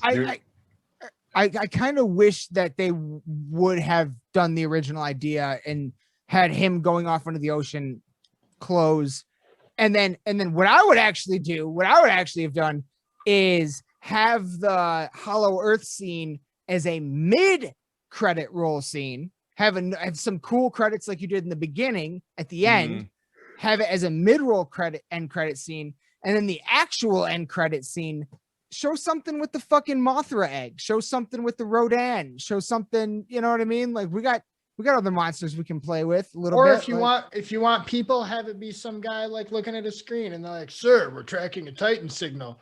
And like, "Oh, where from?" And he just like points at the sky or something. Yeah, I wouldn't mind that either. Honestly, just like more sick. alien stuff, because like the alien monsters that they used in like the Toho series was always like just like really dope. cool. Dope. Gigan is one of my all-time favorites. Mm-hmm. All time. I kind of had the same opinion of it. I was like, all right. So at the end of the day, Godzilla disappears. Kong's back on Skull Island. No, he's in Hollow Earth, Middle Earth. Okay, yeah. Sorry, Middle Earth. I'm getting everything all, but whatever. But basically, the end of it, long bottom weed. Yeah. With Gandalf. At the end of it, they all got what they wanted. In a sense, there was a big battle that happened. I feel pretty satisfied as far as like the actual story of it and stuff. Yeah. Like, you know, I was extraordinarily satisfied with the movie. In terms of the ending, my only gripe is that the final shot wasn't Godzilla going into the sea, because I really like that aesthetic. So do I. And I wish that they had some sort of post-credit scene that could potentially lead into some other storyline in some way, shape, or form. It could be something, just tiny, just show a Mothra egg shaking a little bit, or like Mike said, show someone pointing to the sky, like anything. I think with what Alex was saying about the licensing and stuff, that it was smarter for them to put the Kong stuff at the end, because then they can go with Kong. Like I said, the next movie will be the licensing. Kong. Yep. Look at Kong fighting for dominance of Hollow Earth. Yeah. Yep. And they've got the license to that, so it's safer for them to put that at the end. Put Kong as the winner per se, because Godzilla just did his thing and went back to his ocean, whereas Kong got his whole new home. Put that at the end. I'm gonna kill this fucking cat, and that way, when the next Kong movie gets announced, Kong's fresh in your mind at the end. Yeah. That makes sense. As far as doing it for post-credit scene, honestly, dude, I really fucking hope Hollywood gets past that. Really? I do. I think it's cool for Marvel movies when you're doing a big cinematic universe, but we don't need a fucking end credit scene and a mid credit scene. Yeah, dude, I'm so sick of waiting through 5 fucking when the credits roll, I'm ready to time. bail. I'm ready to go. Dude, be done with the movie. The credits come at the end. If you have something else in the story, tell me at the end of the movie. I like it for the Godzilla and the superhero movies, but I'll give it to you. Everything else, it was cool when it was like a secret thing, when people were like, "Oh, yeah." Whereas, like, if the Kong scene had been like an end credits, like mid credits thing, like, no, that's not. Kong's story's not over. He's still beat up in the middle of the city, and there's all this Hollow Earth stuff. We still have Kong's story to tell, so you still need to tell that before the credits roll. Because when the credits roll, the movie's over. You can't cut the end of your movie off and add it as an end credits scene, because everyone's doing end credits scene, right? Because that Marvel end credits scene was literally like they just went back and reshot it because they were like, "Oh shit, we should put something at the end that's like, hey, maybe there's more to this universe." Like I said last time, they aired it for like the reviewers and everything, and it got such a good reception that they went back and shot that. So the first ever people that saw the first Iron Man movie, there was no end credit scene. It wasn't until it got released to the public that it was like a surprise, because I remember I didn't go see it in theaters. I got a bootleg of it from a guy at work, and the bootleg cut as soon as the credits start, because the guy with the camera in the theater turned his camera off. Yeah, I know. The first time I saw it in theaters, I left. I didn't see it. It used to be like a, oh wait, did you know there's something after the credits? Yeah, it was like a secret, like it was a word of mouth. It was a fucking metal thing. It was word of mouth. It was It's what we do. Like, and nowadays it's like I'm gonna fast forward to the credits just in case there's something at the fucking end of these shits. Every movie. Yeah. Every movie I watch, I still much. scan the credits to make sure. Like, yeah, like if there's like a timeline that I can like hover my mouse over and stuff, I'll see if there's like a screenshot of something at the end. Yeah, like other than Marvel movies that I try to go see and Star Wars movies like at the midnight release. Okay, yeah. The first thing I do when I go to see a movie is I immediately check, like, is there a fucking post-credit scene? Do I need to sit to make sure that I see the whole movie? Like, yep, I do too. Even Falcon and the Winter Soldier, I've been doing that, and there's no fucking post-credit scenes ever. Same. Dude, that was one of the things about WandaVision that there was a few.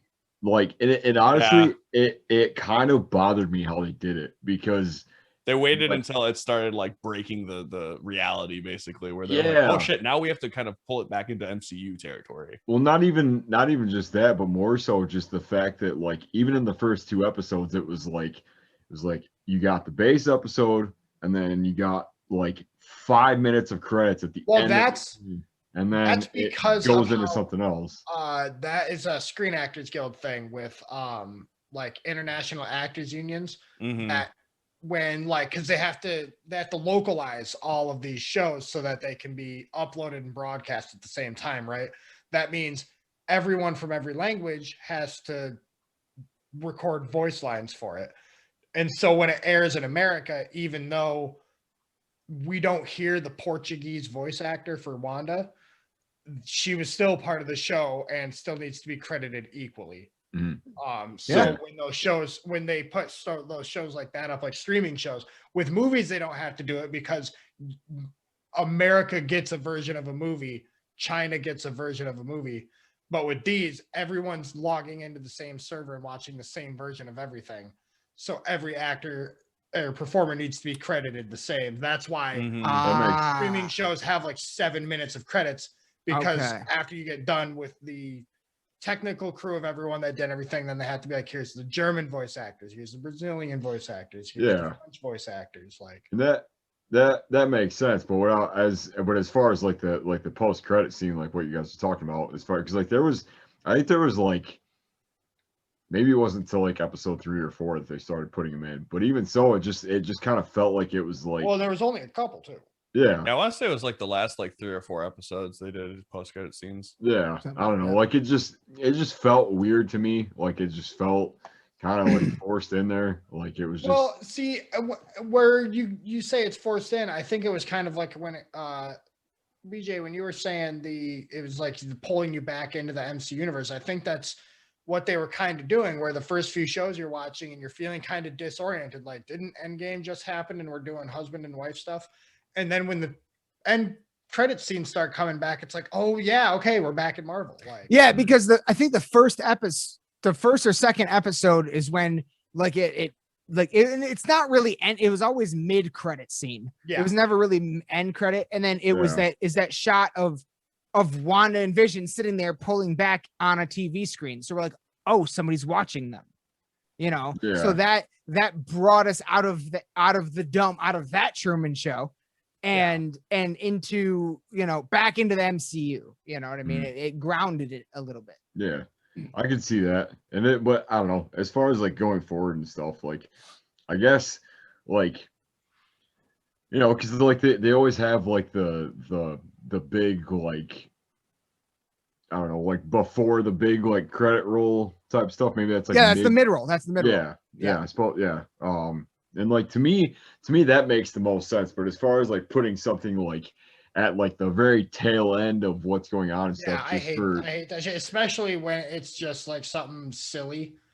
Yeah. Yeah, if it's it does piss me off when I sit there through 15 minutes of fucking credits and then it's like a joke scene. And it's, dude, right? That does piss me off. That does. It needs to be Tony Stark walking into a bar meeting Thunder. You know what I mean? It needs to be. The best one that was a joke was obviously Deadpool 2, when he comes out in the Ferris Bueller fucking robe and goes, "What the hell are you doing here?" Deadpool 1. Yeah. That was Deadpool 1. Deadpool 1. Yeah. Yep. Yeah. That was Deadpool 1. The movie's over, and he does the Ferris Bueller post-credit scene verbatim. Like that was awesome. Like that was a very underrated joke as it was, where like you sat through all of the credits of Ferris Bueller, and he comes out and goes, the hell are you still doing? Yeah. Well, I feel like because with this movie, I kind of like scrolled towards the end of it, like just towards the end, and like I feel like I kind of picked up on like sound stuff. Like sometimes like there's like the little little, you know, like specific sound clips that happen that are like real quick that happen at the end of a credit scene in the score. Yeah. Like I sort of feel like just before the end of it, there was like a robot sound. There was like a sound of like something else. I don't know if that was anything. I don't know if that was like part of the sound. Oh, it was definitely intentional. Yeah. Well, it was intentional, but not for the reason you're saying. So I was looking at the cast and crew. Mm-hmm. The composer, the main guy, is Junkie XL. That would make sense. He's the guy that does. He did like Deadpool. Oh. He's a big electronic. Alita, yeah, a lot of electronica, so a lot of sampling. He did Alita Battle Angel? Yeah. Dude. One of his big things is sampling. That movie has just everything about Alita Battle Angel. I'm just gonna say, if you haven't seen it yet, please do. I saw that. I thought it was fucking cool. amazing. I thought it was cool. It's really good for an anime manga adaptation. Like, and I'm not a big anime manga guy at all, but I thought that movie was pretty cool. Yeah, dude. I don't know anything about her, but that movie was cool. Oh, the best, most notable thing you know him for. You remember the 300 mix of War Pigs? Oh yeah. That was him. Oh shit! Yeah. All right. See, that's the thing. That's one thing I'm really glad because, like I said last time, or maybe 2 times ago, one of if not my favorite trailer of all time is the first trailer for Godzilla 2014, where it's the Oppenheimer speech. I have become death, destroyer of worlds. And then Godzilla, it's like in the smoke and everything. It's to this day goosebumps. And that was the only thing, like the first Godzilla vs. Kong trailer that I reacted to. It blew me away. It was amazing, and I was so entranced by what was going on the screen. I didn't really pay attention to anything else. But then the next 40 fucking viewings of that trailer, I was like, what the fuck is this music? Like, why is there like hip hop going on while they're battling on the I was like, I hope that's not in the fucking movie. And it absolutely wasn't anywhere. It was all just boom, boom, kind of shit, like big monster shit. So I'm really glad at that. I actually was very happy with the music in the movie. I was really pumped about the Godzilla vs. Kong trailer. Like, even that fucking just like a hip hop song to it was fucking sick. Like, you liked it? Yeah, no, like what was the line that dropped when you get like the really intense fucking shot of where Kong? they first fucking punch each other? It's like, I don't know. It was I can't remember. It was like, I'm made from the best or something like that. It's like a tropey kind of line though, is how I took like. Oh man, I heard a lot of songs with this line. Yeah, but like dude, the way it builds, and then you just get fucking Kong pissed off, and it's like, this is who I am, bitch. It's like, oh shit. But I'm also full of shit because I fall for all the tropes of the monster movies and heavy metal. So don't fucking there's always been the line in hip hop for the longest time. King Kong ain't got shit on me. Yeah. Why did they use that? That would have been good. That would have been too on the nose, I feel like. Yeah, probably. It would have been a little too on the nose. The only time that would have been acceptable, Jesus Christ, would have been in Skull Island if Sam Jackson would have said it. Oh, fuck! Missed opportunity. Dude, what if that was like when he died? Dude, he's like, no, man, Kong ain't got shit on me. That missed. God damn it! You just wrote a better version of that movie. God damn it, dude! I've been saying it. That like Hollywood, I am available for script punch ups and post credit scenes. All you got to do is pay me hourly and. Oh, dude, I will literally spend weeks punching up just like boring dialogue, just putting little things in it just to help it out. But that would just be, I don't know, that would be part of the fun, honestly. Because like I wouldn't want to write an entire script unless I had a really good idea for it. Right. I would just love to just be like an editor in chief for scripts where it's like, this is a cool idea, but here's something that could make it a little less fucking stupid. Because ideally though, what you should do. But at the same time, all three of you know all three of you know, because you're all fucking writers of music, that sometimes you just get too close to something and you need that outside. I was gonna say, because the thing is, I've never written like a book or like a novel or anything, but I've been writing campaigns for D&D for 15 plus years. That's real. There have been so many times that I like just start going and I'm like, oh my gosh, this setting and this backstory, this is perfect. And then I get like 3 hours in and I go, and it's motherfucking Attack of the Clones. God damn it. Dude, fucking, I tried to write a book. It wasn't really like a book. Honestly, it would probably have been just like a novella at the very most. But like, I was like 14 when I tried to do it. So it was really fucking stupid. It was basically about, it was like RoboCop, but there was a fighting tournament involved. And like, it was really fucking bad, dude.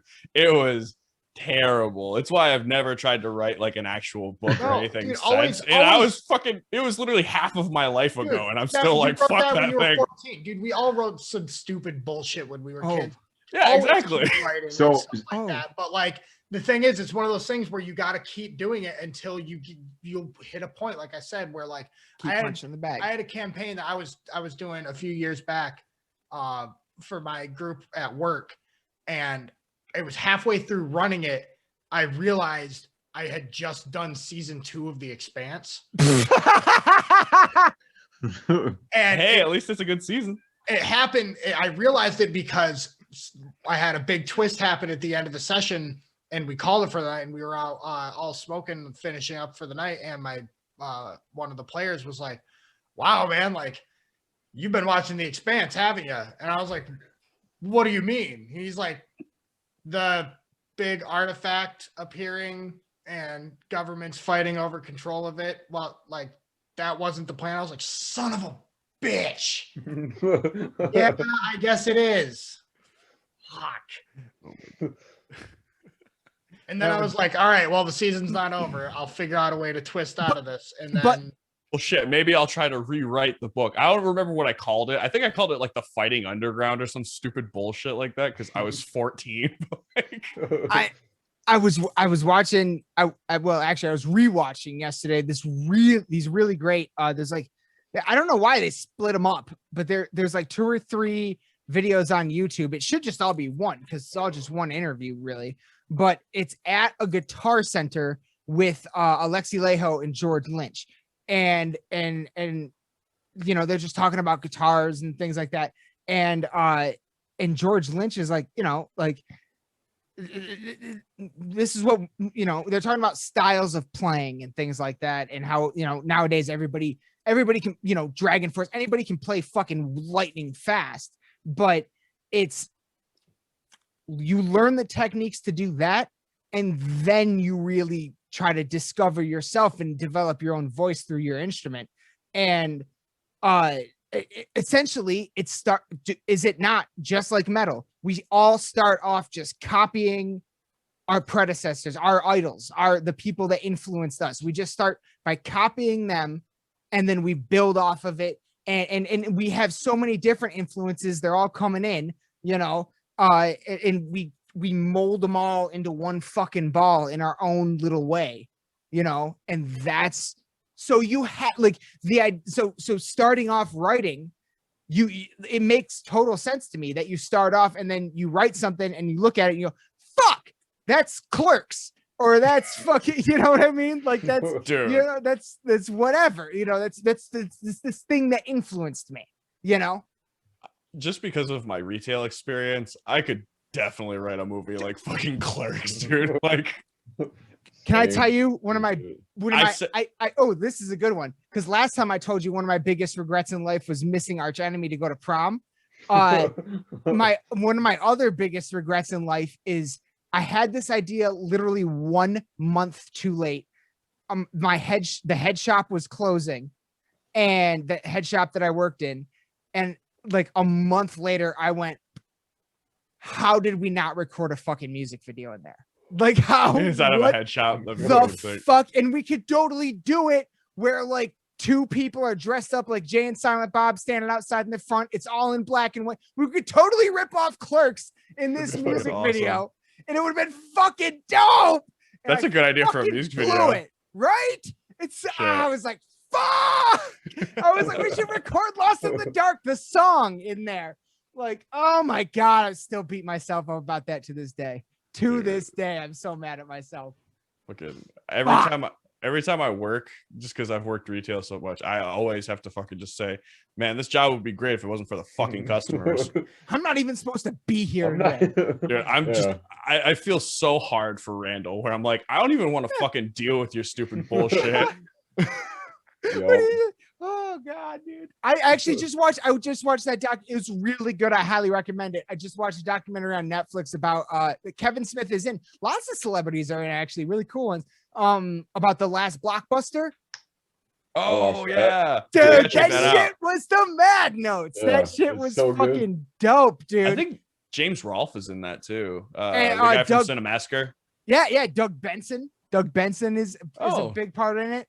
Like a lot of people, and like, yeah, watching that and then like remembering video stores and then thinking about Randall like just talking shit to people trying to rent movies, that's the best, dude. I miss that shit. You think that's fucking disgusting? Check this out. All the way up to her kidneys.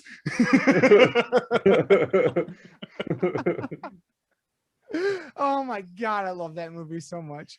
Dude, I absolutely adore classic Kevin Smith. Like, his later movies didn't exactly hold up as great, but like Reboot was a step in the right direction. And I'm so glad that he's like getting back to his roots. Yeah. Reboot was genius. I loved it as a reboot and like just satire of reboots, because it was like, this is basically the same movie. It was super meta. Yeah. Little plot beats are going to be different. We're going to throw out lines that you remember, but they're going to be in a completely different context. Like, who's stupid now, you sheep fucker? Yes, dude. It was so good. I loved it. I mean, but even when he stepped away, like, I still love those. Like, fuck everybody. I still love those movies. I still love Yoga Hosers, Tusk, Red State. You know, I love those movies. But I'm glad they exist. I'm glad he made them. Mm-hmm. But I'm happy to see him doing what I love. You know what I mean? It's like a band. It's like a fucking band when they like, you know, it's like the new Slipknot album, right? It's like the new Lamb of God album, right? Dude. Like they like had a couple side steps the last few. Now they're getting back to what I love that they do. You know what I mean? It's like the Devil Wears Prada. They just did like a couple of like pretty interesting like metalcore albums and stuff, and now they're doing Zombie EP 2. Yeah, fuck dude. Yeah! I'm so excited. About that. I saw it the other day.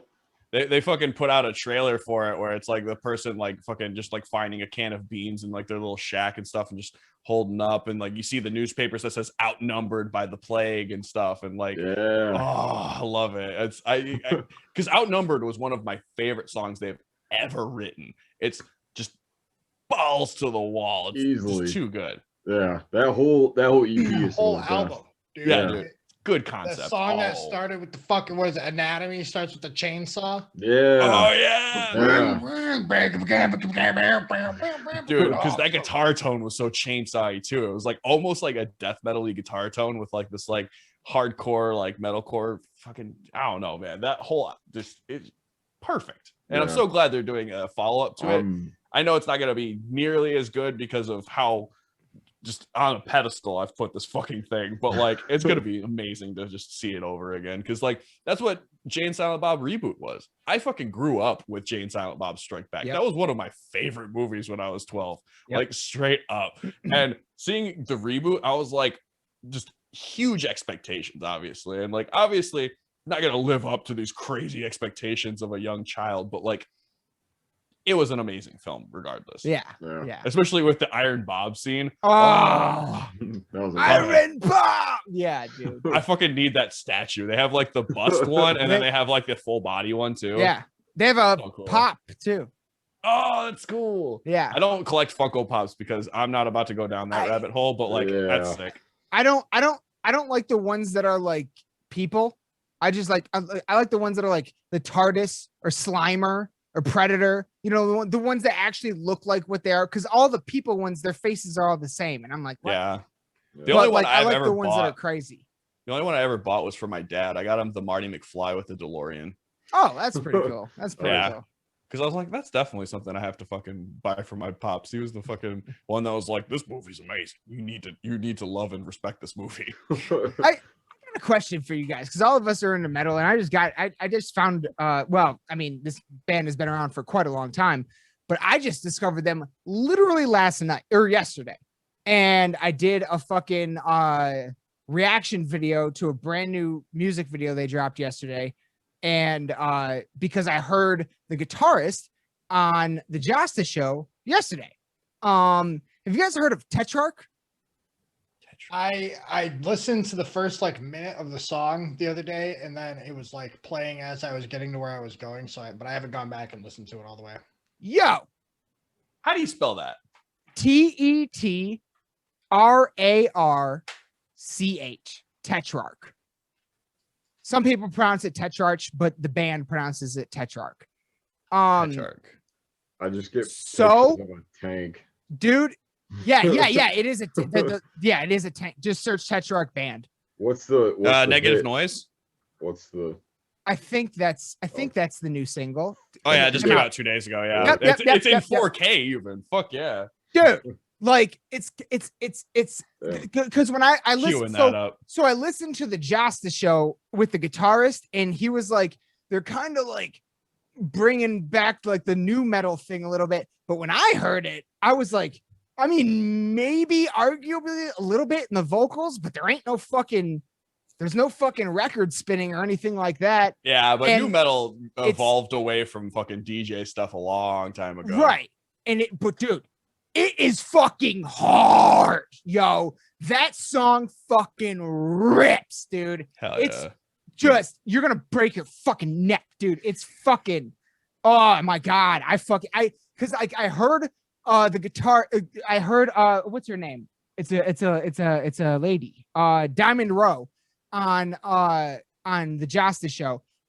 Seriously, one of my favorite episodes of Josta show like ever. Like they had never met before, but they had immediate like really cool chemistry that like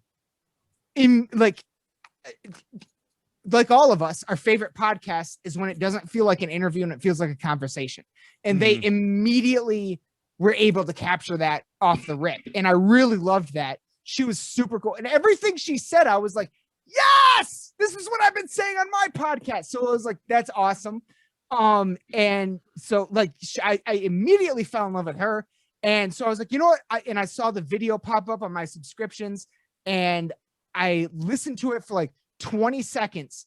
And I was like, this is fucking hard. I'm doing a reaction to this tonight, not listening to it anymore. So I came down later last night and did a react. That'll come out next week, but, or for everybody watching this right now, this week, probably already out, but,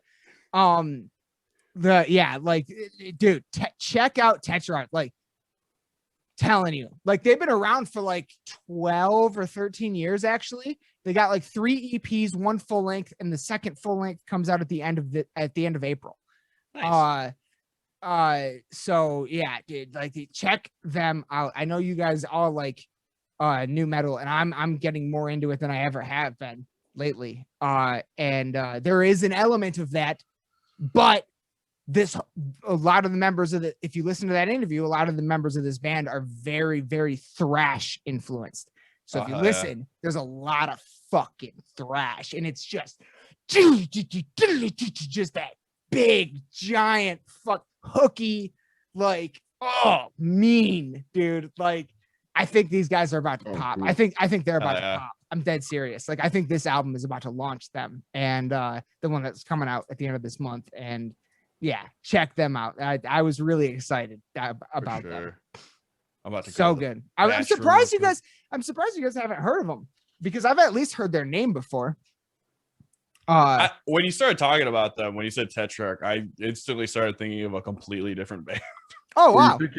Because there's like a weird gent band called Tesseract. No, I wasn't thinking of Tesseract, but yeah, that's that wasn't the one that I went to, but I couldn't think of like what the actual name of it was, but like I know that it's like TETHY. I don't remember fucking exactly what it was, but it was a completely different band, obviously. Yeah, similar. Yeah. Fair enough. But Tesseract's pretty sick. I got to see them live one time, and they played with Pliny, which is one of my favorite guitarists ever. Yeah. So that was amazing. And Pliny's drummer looked exactly like the dude from Vsauce, the bald dude, Michael. It was so funny. I love Vsauce. Yeah, me too. It's some good food for thought, man. Oh, it's huge shout out to Vsauce. That's a great channel. But yeah, I mean, all right, guys, I think we've been going for like 3.5 hours. Yeah, that doesn't surprise me. This last hour has been not GD. It has not been a Godzilla episode at all. Tangent City. Fuck it, this is what we do. This is the gold.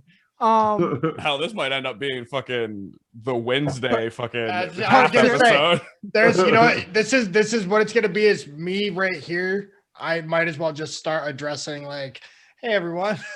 I cut the last hour and I'll release that later because it doesn't actually pertain to the topic we're talking about. It's basically its own podcast. It is. Fair enough. But I was kind of wondering where that right there, you know what it is what we just did is we guested on Lost in the Dark, and then the last hour is you guys guesting on Bog Talk. You're on the Bog Talk rants here. Yeah. So you can say the same about us too. Very similar. I've got some Destiny to play before I go to bed. So all right, let's wrap this one up. I gotta take a wicked piss. Yeah. All right, everybody. Thank you so much for watching. This has been an episode. What? Check out fucking Godzilla vs. Kong. Yeah. If it hasn't been obvious yet. Shouts out to Godzilla. Got 28 days from the day of this recording, which means nothing to you because I don't know when you're listening to this. But if you can hear my voice and you have access to HBO and it's not May, go watch it. Yeah, because I'm sure by June or so it'll be back on fucking HBO because that seems to be how it works. They wait a few months when the DVD or Blu-ray is already out, and then they're like, "Oh, hey, it's back." Yeah, fair enough. But yeah, I mean, guys, this has been another amazing crossover. I can't wait to do more of these. I'm gonna have to come up with a fun one like Alex did last week. That was so fun. Well, we got Mortal Kombat to look forward to. Mortal Kombat coming up. Yeah, the one that started it all, dude. Literally talking about Mortal Kombat was why Mike and I were like, Bog Talk needs to happen, man. We can talk about this shit so fucking just heavily. Oh, fuck it. So that one's gonna be I'm gonna properly that one I'm gonna send you guys one of the Bog Talk outlines. Okay. I'm gonna do a proper dive into Mortal Kombat. Fuck it. No, I need we love having little bullet points and talking jumping off points that we have.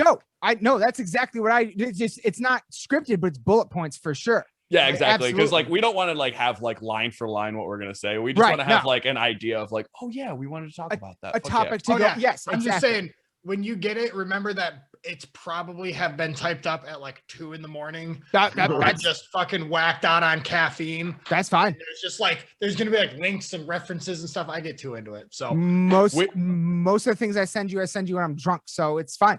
Okay. So cool. I got an idea though. Mortal Kombat and Mortal Kombat Annihilation.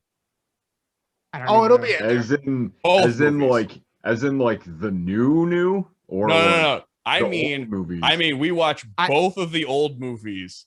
I'm going. I'm 100% down with that because I've only seen one of them once when I was a kid.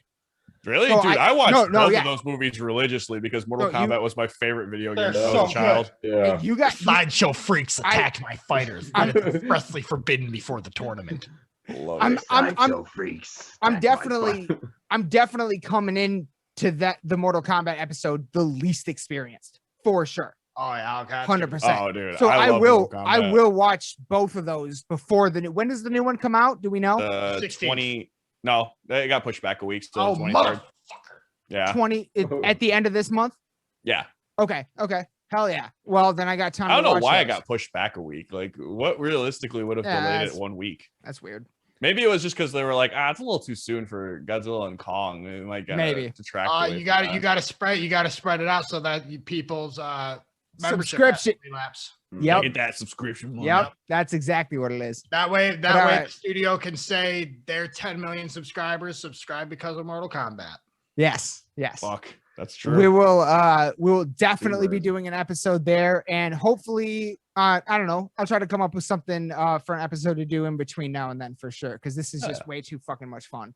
Yeah, for sure. That's been awesome. Because regardless, at some point, I'm gonna fucking force Mike to watch the rest of Falcon and the Winter Soldier so we can fucking talk about that, or Invincible, because I am just absolutely all over these superhero shows lately, and I'm really fine with that.